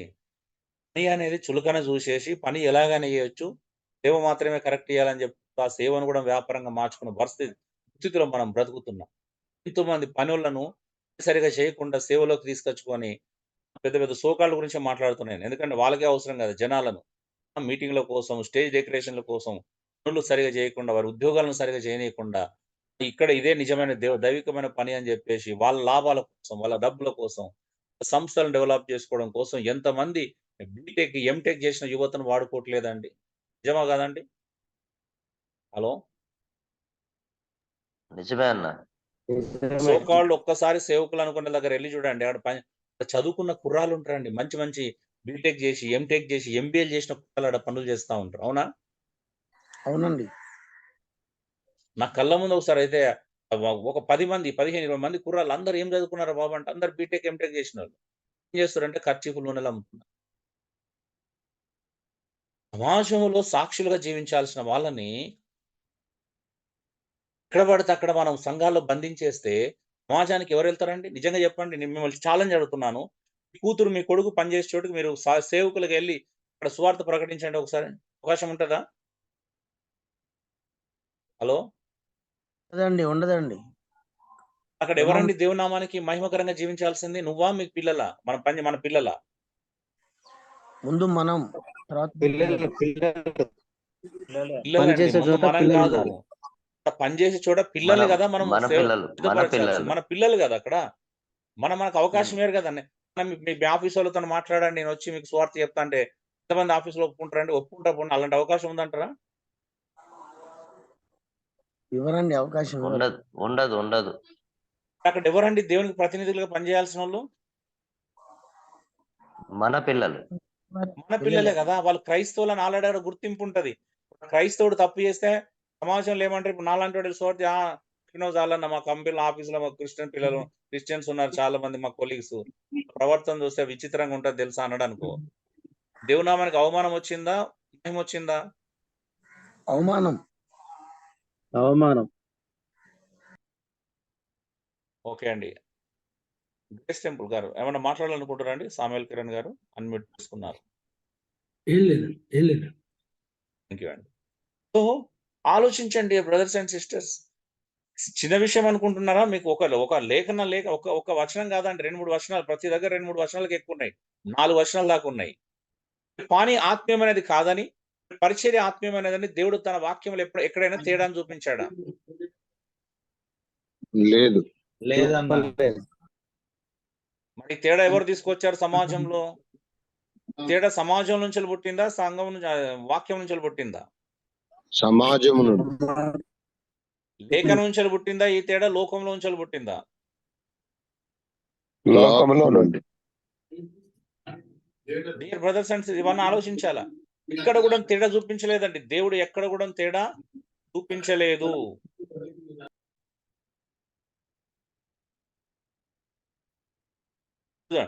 దేవుడు ఇంజనీర్లను, వైద్యులను, డ్రైవర్లను, వాచ్‌మెన్‌లు ఇంకా మొదలగు వారి తన దాసులుగా మరి వారు ఉద్యోగం చేసే స్థలంలో ఆయనకు ప్రతినిధులుగా ఉండుటకు పిలుచుకోలేదంటారా? హలో! పిలుచుకున్నాడు. పిలుచుకున్నాడన్న. ఉద్యోగం కూడా దేవుడిచ్చిన పనే అని ఎంతమంది నమ్ముతున్నారు? అది కూడా దేవుడిచ్చిన పనే అని ఎంతమంది నమ్ముతున్నారు? అవునన్నా, అవును. నమ్ముతున్నా. దేవుడు ఇచ్చిన పని నమ్ముతున్నాను. ఇప్పుడు నా కొడుకును నాలాగా పాస్టర్ కావాల్సిన, బోధకుడు కావాల్సిన అవసరం లేదు. నా కొడుకుని దేవుడు ఒక డాక్టర్‌నో, ఇంజినీర్‌నో చేసిండనుకో అది కూడా ఒక దేవునిచ్చిన పనేనా కాదా? దేవుడు ఇచ్చిన పనే పని అన్న, దేవుడు పిలుచుకుంటే చేసుకోవచ్చు అన్న ప్రేరేపణ ఉంటే. మరి అది కూడా దేవుడు పిలుచుకున్న పనే. చాలా మంది పిలుపు అంటే కేవలం ఇదే ఇక్కడికే పిలుస్తాడు అని అనుకుంటున్నారు. చూద్దాం ఇంకెన్ని పాత నిబంధనలు, కొత్త నిబంధనలు ఎన్ని విషయాలు ఉన్నాయో మనం చాలా చూడాల్సిన విషయాలు ఉన్నాయి. ఓకే. ఒక్క నిమిషం అండి, స్లైడ్ రావట్లేదు. నేను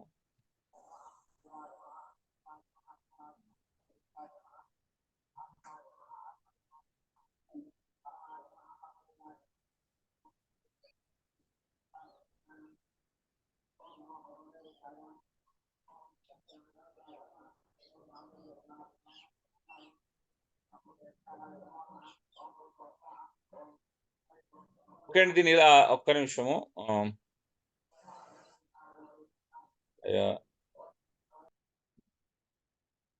ఇక్కడ మంత్రాలు వినబడుతున్నాయి. దయచేసి మీరు అన్‌మ్యూట్ చేసుకోండి. వెంటనే మ్యూట్ చేసుకోండి. అన్‌మ్యూట్‌లో ఉండకండి దయచేసి. ఓకే. ఫుల్ స్క్రీన్ కొంచెం రాదు. ఒక్క నిమిషము. దీన్ని ఇలాగే చూసుకోండి. మళ్ళీ అన్‌మ్యూట్ చేసుకుంటున్నారు. నేను ఇలా చెప్తూనే ఉన్నాను. ఇక స్క్రీన్ అయితే కనిపిస్తుంది కదండీ! కనిపిస్తుందన్న. ఓకే. ఫుల్ స్క్రీన్ రాదు. ఇది కొంచెం ఏదో స్లైడ్ ప్రాబ్లమ్ చేస్తుంది. చూడండి. కానీ సాధారణంగా ప్రతి వ్యక్తి 5 రకాల పనులు కలిగి ఉంటాడండి. బాగా గుర్తుపెట్టుకోండి. సమాజంలో భూమి మీద బ్రతుకుతున్న ప్రతి వ్యక్తికి 5 పనులు ఉంటాయి. ఆ పనులు ఏంటిదంటే నంబర్ 1 ఇంటి పని ఉంటుంది. బయటి పని ఉంటుంది. పర్సనల్ పని, వ్యక్తిగతమైన పని ఉంటుంది. ఉద్యోగం పని ఉంటుంది. సంఘం యొక్క పని ఉంటుంది. ఉద్యోగ పని అంటే ప్రొఫెషనల్. ఏదో ఒక పని, పిల్లలకైతే చదువు, కాలేజ్. ఓకే. 5 రకాల పనులు ఉంటాయండి ప్రతి మానవునికి. గుర్తుపెట్టుకోండి. ప్రతి మనిషికి ఈ సహజంగా భూమి మీద 5 రకాల పనులు ఉంటాయి. సో అందులో మొట్టమొదటి వ్యక్తిగత పనితో స్టార్ట్ అవుతుంది. వ్యక్తిగత పని నేను నమ్మకంగా చేస్తున్నాను కాబట్టి ఇంటి పని చేయకపోయినా పర్వాలేదు అనుకోవచ్చా? హలో హలో అండి. చేయాలన్నా చేయాలి. అన్ని ఈ మంచిగా చేయాలి. 5 పనులు నమ్మకంగా చేయాలా? ఏదన్నా ఒక పని నమ్మకంగా చేస్తే దేవుడు మెచ్చుకుంటాడా మనల్ని? 5 పనులు నమ్మకంగా చేస్తేనే మెచ్చుకుంటాడు. ఇప్పుడు నేను బయటికెళ్ళి చేసే పనులు ఉంటాయి, కుటుంబంలో అవసరతలు ఉంటాయి కదా, ఇంట్లో భార్యకు సహకరించే పనులు ఉంటాయి, ఇంటి పనులు ఉంటాయి, అలాగే సంఘంలో చేసే పనులు ఉంటాయి, సంఘంలో చేసే పరిచర్య ఉంటుంది, అవునా? అలాగే కొంతమందికి ప్రొఫెషనల్ ఉద్యోగం కూడా ఉంటుంది. అయితే ఈ 5 పనులు మనం నమ్మకంగా చేయాలా? ఒక పని చేస్తున్నాం కాబట్టి మిగతా పనులు ఎలా ఉన్నా పర్వాలేదా మనకి? అన్ని పనులు సుఖం. అన్ని నమ్మకంగా చేయాలి. మాట్లాడాలి. ఇప్పుడు మీరు దేవుని సేవలో ఉన్నారు కాబట్టి మీరు ఏం చేయొచ్చు? దేవుని సేవ నమ్మకంగా చేస్తే సరిపోతుంది. మిగతా పనులు చేయకపోయినా పర్వాలేదు. ఏమంటారు? కాదు అన్ని చేయాలి. అన్నా చేయాలన్నా చేయొచ్చు. లేదన్నా అన్ని చేయాలన్నా. గుర్తుపెట్టుకోండి, బైబిల్ ఏం చెప్తుంది? భార్యను ప్రేమించమని చెప్పింది. అదే బైబిలు తల్లిదండ్రులను సన్మానించమని చెప్పింది. తల్లిదండ్రులను చూసుకోమని చెప్పింది. అదే బైబిలు దేవుని పని సంఘంలో కూడా ఒక యాక్టివ్ మెంబర్‌గా శరీరంలో అవయవంగా పనిచేయమని చెప్పింది. అవునా అండి? అదే బైబిలు నువ్వు సమాజంలోకి వెళ్తే సమాజంలో కూడా నాయకులకు లోబడాలా, అధికారులకు లోబడి అక్కడ కూడా నమ్మకంగా పనిచేయాలని చెప్తుంది. అవునా అండి? సమాజంలో పనిచేసే చోట నమ్మకంగా పనిచేయమని చెప్తుంది. మరి అదే బైబిల్ అందరికి చెప్పిందా? ఒక పని నమ్మకంగా చేస్తే సరిపోతుందా? దేవుడు ప్రతిదీ తీసుకుంటాడండి కౌంట్‌లోకి, ఇవన్నీ కూడా దేవుని లెక్కలోకి ఇవన్నీ వస్తాయి. నేను ఒక పని బాగా చేసినా కాబట్టి మరొక పని చేయకపోయినా పర్వాలేదు అని ఎవరైనా అనుకున్నట్లయితే అంతకంటే భయంకరమైన విషయం లేదండి. దేవుని పని చేసేవారు వేరే పని చేయకూడదట అండి. అదే వాళ్ళు చెప్పారు, నేను చెప్పట్లేదు, బైబిల్ చెప్పట్లేదండి. బైబిల్ అలా ఒక వచనం చూపిస్తే నిజంగా నేను ఒప్పుకుంటానండి. దేవుని పని చేసే వాళ్ళు ఇతరుల పనులు చేయకూడదని ఎవరైనా చెప్పినట్లయితే లేఖనం ద్వారా మాట్లాడండి. బయట సోకాళ్ళ వ్యక్తి చెప్పిండు, ఆయన చెప్పిండు, ఈయన చెప్పిండు కదా. బైబిల్లోకి వెళ్ళి ఒక 2 వచనాలు చూపించండి చాలు. ఎందుకంటే ఇట్లా అన్నా సేవా పరిచర్యలో ఫుల్ టైం అంటే దాన్ని విస్తరించి అదే సరిపోతే ఇంకా వేరే చేయాల్సిన అవసరం లేదా అన్న అంటారు. సరే, దాని ముందు చూద్దామండి. ఎందుకంటే నేను ఇంకా అక్కడికి రాలేదు. నేను అడిగింది ఆయన పని చేయకూడదు అన్నందుకు నేను ఆ ప్రశ్న అడిగాను. అంటే 2 సందర్భాలు వేరే అండి. మీరు 2 సందర్భాల్లో ఉన్న ప్రశ్నలు ఒక చోటికి జెయింట్ చేసి చూపిస్తే కష్టం అవుతుంది. సునీల్ గారు అడిగిన ప్రశ్న ఏంటి అంటే చెయ్యొద్దను అని అన్నారు. చెయ్యొద్దని ఎక్కడుందని మాత్రమే నేను అడిగాను. అయితే తర్వాత చూపించే లేఖనాల్లో మనం చూద్దాం. సంపూర్ణ పరిచయలోనే ఉన్నాం ఇంకా. ఆ సంపూర్ణ పరిచయం పూర్తి కానివ్వండి.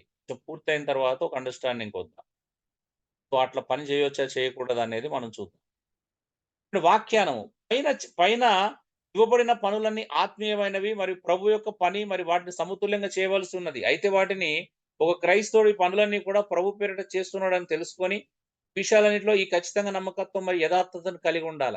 పై పనులన్నీ దేవుడే అప్పగించాడా, మానవుడు కల్పించాడండి మనకి? దేవుడే అప్పగించింది దేవుడా లేకపోతే మానవుడా? దేవుడే.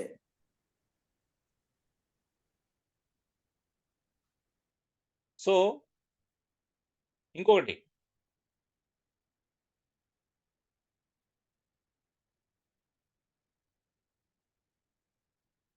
కేవలం సంఘంలో ప్రార్థన చేయడం, బైబిల్ చదవడం, పాటలు పాడడం అనేవే పరిచర్య అనుకున్నట్లయితే ఇది సాతాను పన్నిన కుట్రే. బయట ఏ పని చేసినా కూడా అది పరిచర్య అని మార్టిన్ లూథర్ గారు అన్నారు. ఇది ఎంతమంది సమర్థిస్తున్నారు చెప్పండి? ఎంతమంది రైట్ అనుకుంటున్నారు? నేను రైట్ అనుకుంటున్నా. ఎందుకంటే ప్రార్థన చేయడం, బైబిల్ చదవడం, పాటలు పాడడం పని కాదండి. అవి పనులు కాదు. అవునా? ప్రతి క్రైస్తవుడు ఖచ్చితంగా బైబిల్ చదవాల్సిందే, ప్రార్థన చేసుకోవాల్సిందే. అవి చేస్తున్నాను కాబట్టి ఇంకా ఇంటి పని చేయాల్సిన అవసరం లేదని కొంతమంది కూతుళ్ళు ఇంట్లో పని తప్పించుకుంటున్నారు. అమ్మ ఏమన్నా అంటే నేను బైబిల్ చదువుకుంటున్నాను, డిస్టర్బ్ చేయొద్దని. అలా ఇంటి పని తప్పించుకోవచ్చా? లేకపోతే నేను ప్రార్థనలో ఉన్నానని ఇంటి పని తప్పించుకోవచ్చా అండి? మూర్ఖపు తల్లిదండ్రులండి. తప్పించుకోకూడదు. మరి చాలా మంది అలా చేస్తున్నారా లేదా అంటారు. మనకు కూడా తెలుసు. అవునా? ఇప్పుడు నేను సేవ పేరు మీద నా ఇంటి పని తప్పించుకోవచ్చా అంటే మీకు ఇంత బోధిస్తున్నాను కాబట్టి నాకు టైం దొరకట్లేదని ఇంటి పని నేను కొన్ని చేయాల్సినవి తప్పించుకోవచ్చా? నేను ఒక్కరోజు కూడా నాకు పడుకోవడానికి గంట కూడా టైం దొరకలేదు. ఎందుకంటే మార్నింగ్ మీరు చెప్పి మళ్ళీ బాబును కాలేజీలో డ్రాప్ చేసి వచ్చి మళ్ళీ వచ్చి మళ్ళీ వెంటనే స్నానం చేసి మళ్ళీ వెళ్ళి మళ్ళీ 2 అయింది వచ్చేసరికి, తినేసరికి 3 అయింది, 3 గంటల వరకు. అంటే ఇప్పుడు నేను సమతుల్యంగా చేసుకుంటున్నా. అలా అని చెప్పేసి దాన్ని చేసి నేను ఎక్కడ సేవ నిర్లక్ష్యం చేయలేదు. సేవ చేస్తున్నానని చెప్పేసి దాన్ని ఎక్కడ నిర్లక్ష్యం చేయలేదు. బ్యాలెన్స్ చేసుకుంటున్నామా లేదండి? అవునా? అవును. అవునన్నా. 2 ఇంపార్టెంట్ అండి. కొంతమంది ఆ పని ఉందని చెప్పేసి దీన్ని నిర్లక్ష్యం చేస్తారు. ఇది ఉందని చెప్పేసి దాన్ని నిర్లక్ష్యం చేస్తారు. అసలు దేవుని పని చేస్తే వేరే పనే చేయకూడదు. అవునా? అట్లా అట్లా అట్లా ప్రచారం చేసుకుంటున్నారు. ఇది ఆల్రెడీ చెప్తే మీరు అది చేయను, చెప్పారండి. అది చెప్తే ఇది చేయను. అవునవును. అదే 2 మళ్ళీ రిపీట్ అయింది. మీకు ఇంతకుముందే చెప్పారు. ఓకే. వాళ్ళు అలా అంటున్నారు. కానీ బైబిల్ అలా చెప్పట్లేదు. చిన్న చిన్న వాటికండి ఇప్పుడు. కానీ ఈరోజు మెసేజ్ పెట్టా, నాకు బాధ అనిపించింది. ఎందుకనంటే అది అంత ఇంపార్టెంట్. క్లియర్, తప్పేం కాదు. అంటే 6 గంటల నుంచి 8 గంటలు, 6:30 నుంచి 8 గంటల వరకు ఏం ప్రోగ్రామ్ ఉంటాయండి? ఏం కార్యక్రమాలు ఉంటాయి? అంత పొద్దున ఎవరైతే సెలబ్రేషన్‌లు చేసుకోరు కదండీ! ఎళ్ళడం తప్పు కాదు. సెలబ్రేషన్‌లకి ఎళ్ళడం తప్పు కాదు. నాకు బాధ అనిపించింది. ఎందుకంటే మెసేజ్ పెట్టాడన్న. కారణం అనేది ఏంటిది? ఒక రీజన్, సాలిడ్ రీజన్ అండి అది? క్లాస్ వినకపోవడం నిజంగా చెప్పండి. నేనైతే తీసుకోవట్లేదు. ఎందుకంటే నాకు ఏది సాలిడ్ రీజన్ అనేది తెలియాలి. ఇప్పుడు యేసు ప్రభు ఉద్దేశములో మరి ఉత్తమమైనదని ఏర్పడి లేఖనం అనడం కంటే గొప్ప పని ఏముంటదండి? దానికంటే శ్రేష్టమైన పని ఏముంటది చెప్పండి?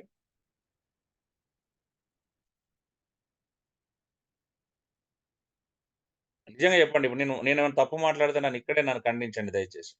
వాస్తవం అన్న, ఆయన వాక్యం అని ఏది ఉండదు అంతకంటే గొప్ప పని.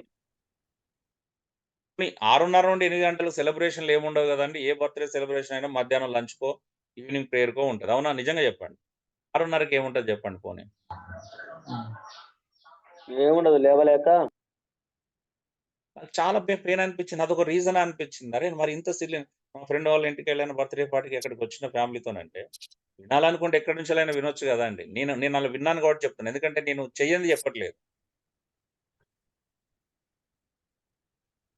అర్ధరాత్రులండి నిద్ర లేకుండా ఎన్నో సార్లు వాక్యాలను పరిశోధన చేసి విన్నవాళ్ళం గాబట్టే ఇక్కడికొచ్చినాం మేము. మాకంటే గొప్పవాళ్ళు ఉన్నారు ఇందులో. కానీ మిగతా వాళ్ళు ఎందుకు కాలేకపోతున్నారు అంటే లేఖనాన్ని నిర్లక్ష్యం చేయడం వల్లే గదా! లేకపోతే మీలోనే చాలా మంది మంచి బోధకులై ఈరోజు కొంతమందికి బోధించాల్సిన స్థాయిలో ఉండాల్సిన వాళ్ళు. కానీ నేర్చుకోవాల్సింది బోధ గదా! ఆ బోధనే నిర్లక్ష్యం చేసి ప్రజలకి ఏం బోధిస్తాం చెప్పండి? నిజమా? నేర్చుకునే అవకాశాలే తక్కువుంటాయండి. అలాంటి తక్కువ అవకాశాలను గూడా మనం దుర్వినియోగం చేసుకుంటున్నామంటే నాకు నిజంగా బాధ అనిపించింది. ప్రభా! ఇంతకంటే ఇది ఎంత ఇంపార్టెంట్ ఈరోజు ఒక సంపూర్ణ పరిచర్య, వాళ్ళ సేవలో ఉన్నామని చెప్తున్నారు. హ్మ్. సేవకునికి వాక్యం నేర్చుకోవడం కంటే, అవకాశం దొరికినప్పుడు వాక్యం వినడం కంటే గొప్ప పని ఏముంటదండి? అది గూడా ఒక గంట సేపు. అవునా? ఈ గంట వాక్యం వింటే ఎనిమిది అయిపోతదా అండి సమాజం? మొత్తం తుఫానొస్తదా మన లైఫ్‌లోకి? నిజంగా చెప్పండి. హలో! నిర్లక్ష్యం అన్న, అశ్రద్ధ. ఆ! ఉదయం లేగానే ఆ మెసేజ్ కనిపించింది. నాకు చాలా పెయిన్ అనిపించింది. ఏంటి ప్రభా! ఏడ్చాను. అంటే దుఃఖము. హృదయంలో దుఃఖము కలిగింది. విలియం టెండేల్ ఏమన్నాడంటే, ఏ చిన్న పని చేసినా అది పరిచర్య. ఉదాహరణ నీళ్లు పోయడం, ఊడవడం లాంటివి కూడా పరిచర్య అన్నాడు విలియం టెండేల్. వాళ్ళ సంఘంలో గాని, సమాజంలో గాని నువ్వు చేసే చిన్న పని. సమాజంలో ఒకవేళ నువ్వు ఒక ఏమంటారు మున్సిపల్ ఆఫీస్‌లో పనిచేసి ఊడవడం కూడా అది పనైతే అది కూడా దేవుని పనే అన్నాడాయన. నిజమే అది. నేను ఒప్పుకుంటున్నాను. ఎందుకో తెలుసా? ఒక్క రీజన్ చెప్తున్నాను వినండి. నువ్వు వీధిలో ఊడ్చేవాడిగా పిలువబడినట్లయితే మైకేల్ యాంజెలో పెయింట్ వేసినట్లుగాను, ఆ! బీథోవెన్ మ్యూజిక్ కంపోజ్ చేసినట్లుగాను శ్రద్ధగా చేయాలన్నాడు. Martin Luther King Junior. ఏమన్నాడో తెలుసా అండి? ఒకవేళ నా పని వీధిలో ఊడ్చే పని నాకు దేవుడు అప్పగించినట్లయితే దాన్ని ఎంత శ్రద్ధగా చేయాలో తెలుసా? ఒక మైకేల్ యాంజెలో పెయింటింగ్ ఏస్తే ఎంత శ్రద్ధగా చేస్తాడో అలా ఎయాలంట. ఒక బీథోవెన్ అనే వ్యక్తి, ఆయన మ్యూజిక్ కంపోజర్. ఆయన మ్యూజిక్ ఎంత శ్రద్ధగా కంపోజ్ చేస్తాడు. ఒక్క నోట్ పోకుండా ఒక మంచి మ్యూజిక్ ఎలా ఇస్తాడో అంత శ్రద్ధగా చేయాలంట పని చేస్తే. డియర్ బ్రదర్స్ అండ్ సిస్టర్స్, ఒకవేళ ఓ స్త్రీ నీ ఇంట్లో గిన్నె తోమడమే నీ పని అయినప్పుడు ఆ గిన్నె కూడా నీట్‌గా తోము. కరెక్ట్ తోము దాన్ని. ఆ! మరకలు లేకుండా తోము. ఒకవేళ నీ పని బట్టలు పిండడం అయితే నీట్‌గా పిండు. నీ పని ఇల్లు ఊడ్చడం అయినప్పుడు నీ ఇంటి పని చక్కగా చెయ్యి. దేవుడు చూస్తున్నాడనే విషయం మర్చిపోవద్దు సిస్టర్స్. ఈ మాట ఎందుకు చెప్తున్నానో తెలుసా? నా భార్యని ఇక్కడ ఎగ్జాంపుల్ తీసుకుంటాను. ఎందుకనంటే ఇప్పుడు నా భార్య తనకు అప్పగించబడిన ఇంటి పనిని ఉదయం 6 గంటలకు లేచి రాత్రి 12 అయితది ఆమె ఇక్కడికి రావడానికి. అంత నమ్మకంగా పనిచేస్తుంది. ఒకవేళ నేను బోధలో తప్పిపోతే, నేను ఒకవేళ బోధించడంలో తప్పిపోతే, కానీ ఆమెకు అప్పగించబడిన పనిలో నమ్మకంగా ఉంటే దేవుడు ఎవరిని మెచ్చుకుంటాడండి? హలో! అమ్మగారిని. నా భార్యను మెచ్చుకుంటాడా? నన్ను మెచ్చుకుంటాడా? నాది పెద్ద పని కాబట్టి తప్పువైనా నన్ను ఏమనడు. భార్య అప్పగించబడిన చిన్న పనులు కాబట్టి ఆమెను మెచ్చుకోడా? ఎవరు అన్నా మెచ్చుకుంటాడండి? అమ్మ ఆ నమ్మకంగా కష్టపడి చేసేవారు, పని నమ్మకంగా ఉన్నవారు. నమ్మకంగా చేసేవాడిని. అప్పగించిన పనిని ఇప్పుడు ఒకవేళ నేను రోజు సేవ చేస్తున్నా. నాకు ఆ సంఘంలో 100 మంది ఉన్నారు. ఈ 100 మందిని తప్పుదో పట్టించి, తప్పుడు బోధ చేసి నేను నరకానికి దగ్గర చేసిన. కానీ మన సంఘంలో ఒక డ్రైవర్ ఉన్నాడు. ఒక ఆర్టీసీ డ్రైవర్ ఉన్నాడు. తను 40 సంవత్సరాలు నిర్విరామంగా 30 నుండి 40 సంవత్సరాలు నిర్విరామంగా బస్సు సరిగా డ్రైవ్ చేసి ప్రయాణికులను నమ్మకంగా డెస్టినీకి చేర్చిండనుకోండి. ఇప్పుడు ఇద్దరు ఒకరోజు దేవుని మీద దగ్గర నిలబడితే ఎవరు బల నమ్మకమైన దాసులు అంటాడు దేవుడు? చెప్పాలా? డ్రైవర్ని నమ్మకంగా సంపాదించిన వారు. 50 మంది ప్రయాణికులను నమ్మకంగా 30 సంవత్సరాలు డెస్టినీకి చేర్చిన వాడు నమ్మకస్తుడు అవుతాడా? 100 మందిని పెట్టుకొని నేను తప్పుడు బోధ చేసి ప్రజల్ని దేవునికి దూరం చేస్తే నమ్మకస్తుడు అవుతానా? లేదు నమ్మకంగా చేసిన వాడిని. ఈ కోణంలో మరి ఎప్పుడు మనం ఆలోచించుండం. అందుకే నేను ఇప్పుడు కొత్త కోణంలో చూడగానే అన్ని అన్న తప్పుడు బోధ చేశాడు. అసలు బైబిల్‌లో లేనిది మాట్లాడుతున్నారు అనుకుంటున్నారేమో బహుశా. బైబిల్‌లో లేనిది ఏం మాట్లాడట్లేదు. సో సర్లే. అయ్యా మీట్లో పెట్టుకోండి, మీట్లో పెట్టండి, మీ మాట వినబడుతున్నాయి. మీ ఫ్యామిలీ చర్చలు మాకు వినిపించకండి దయచేసి. ఓకే. దేవుడు నాకు ఉద్యోగం ఇచ్చాడంటే ఆ పనికి పిలిచినట్లా కాదా అండి? హలో! అవును. కాబట్టి పని చిన్నదా పెద్దదా అనేది కాదు. ఎంత యథార్థంగా చేస్తున్నాం అనేది ప్రాముఖ్యం. దేవుడు పట్టించుకునేది ఏంటో తెలుసా అండి? నువ్వు చిన్న పని చేసినావా, పెద్ద పని చేసినావా దేవుడు చూడడు. ఆ చిన్న పనినైనా నువ్వు ఎంత నమ్మకంగా చేస్తున్నావు అనేది చూస్తాడు. ఒకవేళ నా పని సంఘంలో ఒకవేళ వారానికి ఒకసారి అంటే ప్రవక్త పనో లేకపోతే హెచ్చరించడమో, లేకపోతే బుద్ధి చెప్పడమో, లేకపోతే కనికరించడమో పనైనప్పుడు నేను నమ్మకంగా చేస్తున్నా లేదా అని దేవుడు చూస్తాడు. ఒక చిన్న లాజిక్ అడుగుతున్నాను. దేవుడు మిమ్మల్ని ఎక్కడో ఒక సహోదరుడు ఆకలితో ఉన్నాడంటే ఒక కుటుంబము నెల రోజులు అంటే 15 రోజుల నుంచి అలా అన్నం లేక సఫర్ అవుతున్నారు.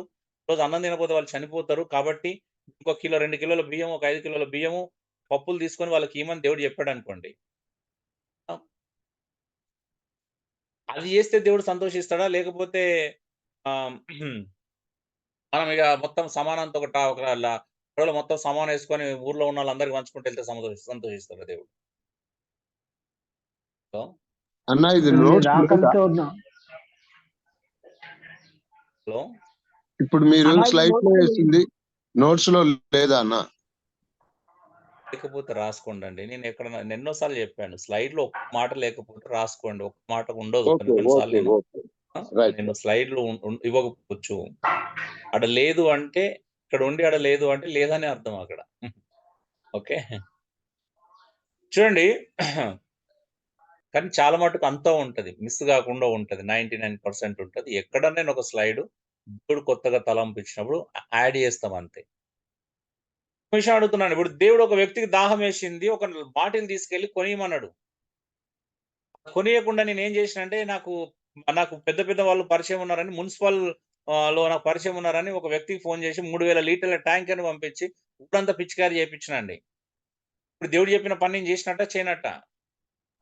చేయనట్టే. హలో!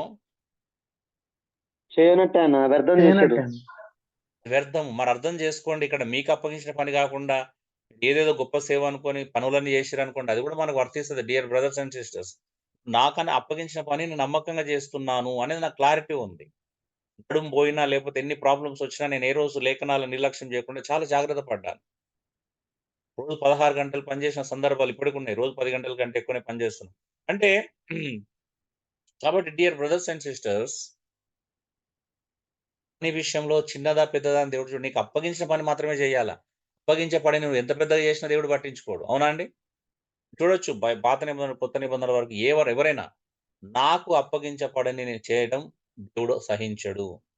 ఒప్పుకోడు. ఫస్ట్ నిన్ను ఎవరు చేయమన్నారని అడుగుతాడు. అవునా? అవును. ఇప్పుడు మీరు ఏ ఆఫీసులో అని పని మీరు ఏ ఆఫీసులో కానీ బాస్ చెప్పని పని చేసిండు అనుకోండి, మెచ్చుకుంటాడా తిడతాడా చెప్పండి? తిడతారు. మీరందరూ పనిలో ఉన్న వాళ్ళు ఏదో రకంగా అనుభవం ఉన్న వాళ్ళే. పని చేశారు మీరు, ఒక మంచి ఉద్యోగం మీరు పని చేస్తున్నారు. మీ కింద పని వాళ్ళను అప్పగించారు. ఇది నేను వచ్చేసరికి ఇది నీట్‌గా చేయరా బాబు, లేకపోతే ఒకవేళ కార్పెంటర్ పని అనుకో, చెక్కను మంచిగా నీట్ చేయి, లేకపోతే ప్లంబర్ పని అనుకో, పైపుని ఇలా వేసి వెళ్ళిపోమని చెప్పారు. అది తప్పించి ఇష్టానుసారంగా పనిచేసిర్రు అనుకో ఎంతమంది మెచ్చుకుంటారండి? క్లాస్ ఉంటుంది తిడతారు. తిడతారా మెచ్చుకుంటారా?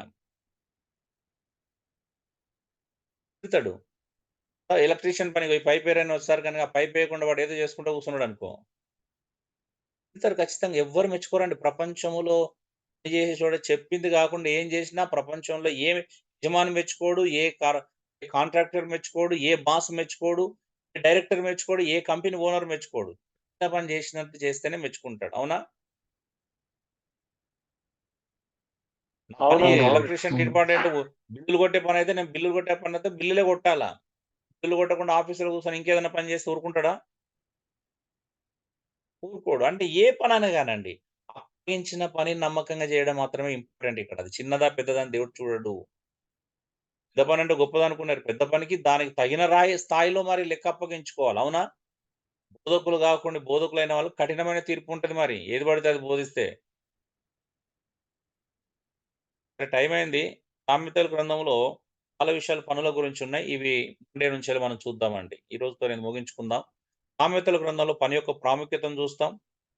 తర్వాత చాలా విషయాలు చూస్తాం. అసలు పని ఎందుకు చేయాలనేది సామెతల గ్రంథంలో మాత్రమే కాదు, కొత్త నిబంధనలు మీకు చాలా రిఫరెన్స్‌లు చూపించాము. ఇంకా పాత నిబంధన, కొత్త నిబంధనతో పోల్చుకునే కొన్ని విషయాలుంటాయి. అవి కూడా చూద్దాము. అసలు దేవుడు ఎవరెవరిని పని సేవకులుగా గుర్తించాడు? పనిచేసే వారిని ఇంతకి సేవకులుగా బైబిల్‌లో పనిచేస్తున్న వారిని సేవకులుగా గుర్తించాడా లేదా? వాళ్ళని తన సేవకులు అన్నాడా లేదా? అనే విషయాలను కూడా మనం చాలా విషయాలు చూడబోతున్నాం. ఇప్పుడే ఒక కన్క్లూజన్‌కి రాకండి. ఈ రోజు క్లాస్ వరకు ఈ రోజే మనసులో పెట్టుకోండి. అంటే ఇంక నేను కన్క్లూజన్‌కి రాలే. ఇంకా చాలా విషయాలున్నాయి. అంటే ఇప్పుడు పిల్లయ్య గారు ఒక ప్రశ్న అడిగారు గదా! నేను ఫుల్ టైమ్ ఒకవేళ నాకు ఇక్కడ తీరనంత పని ఉంటే అలాగా నేను బయట పని చేయొచ్చా లేదా అనేది. దాని గురించి కూడా చూద్దాం. తీరని పని ఉంటే దాని సొల్యూషన్ ఏంటిదనేది బైబిల్ నుంచెల్లి మనం లేఖనానుసారంగా చూడడానికి ప్రయత్నం చేద్దాం. కాబట్టి ఎవరు తొందరపడకుండా మళ్ళీ జాగ్రత్తగా వినండి. Thank you. God bless you all. Okay. Thank you అన్న.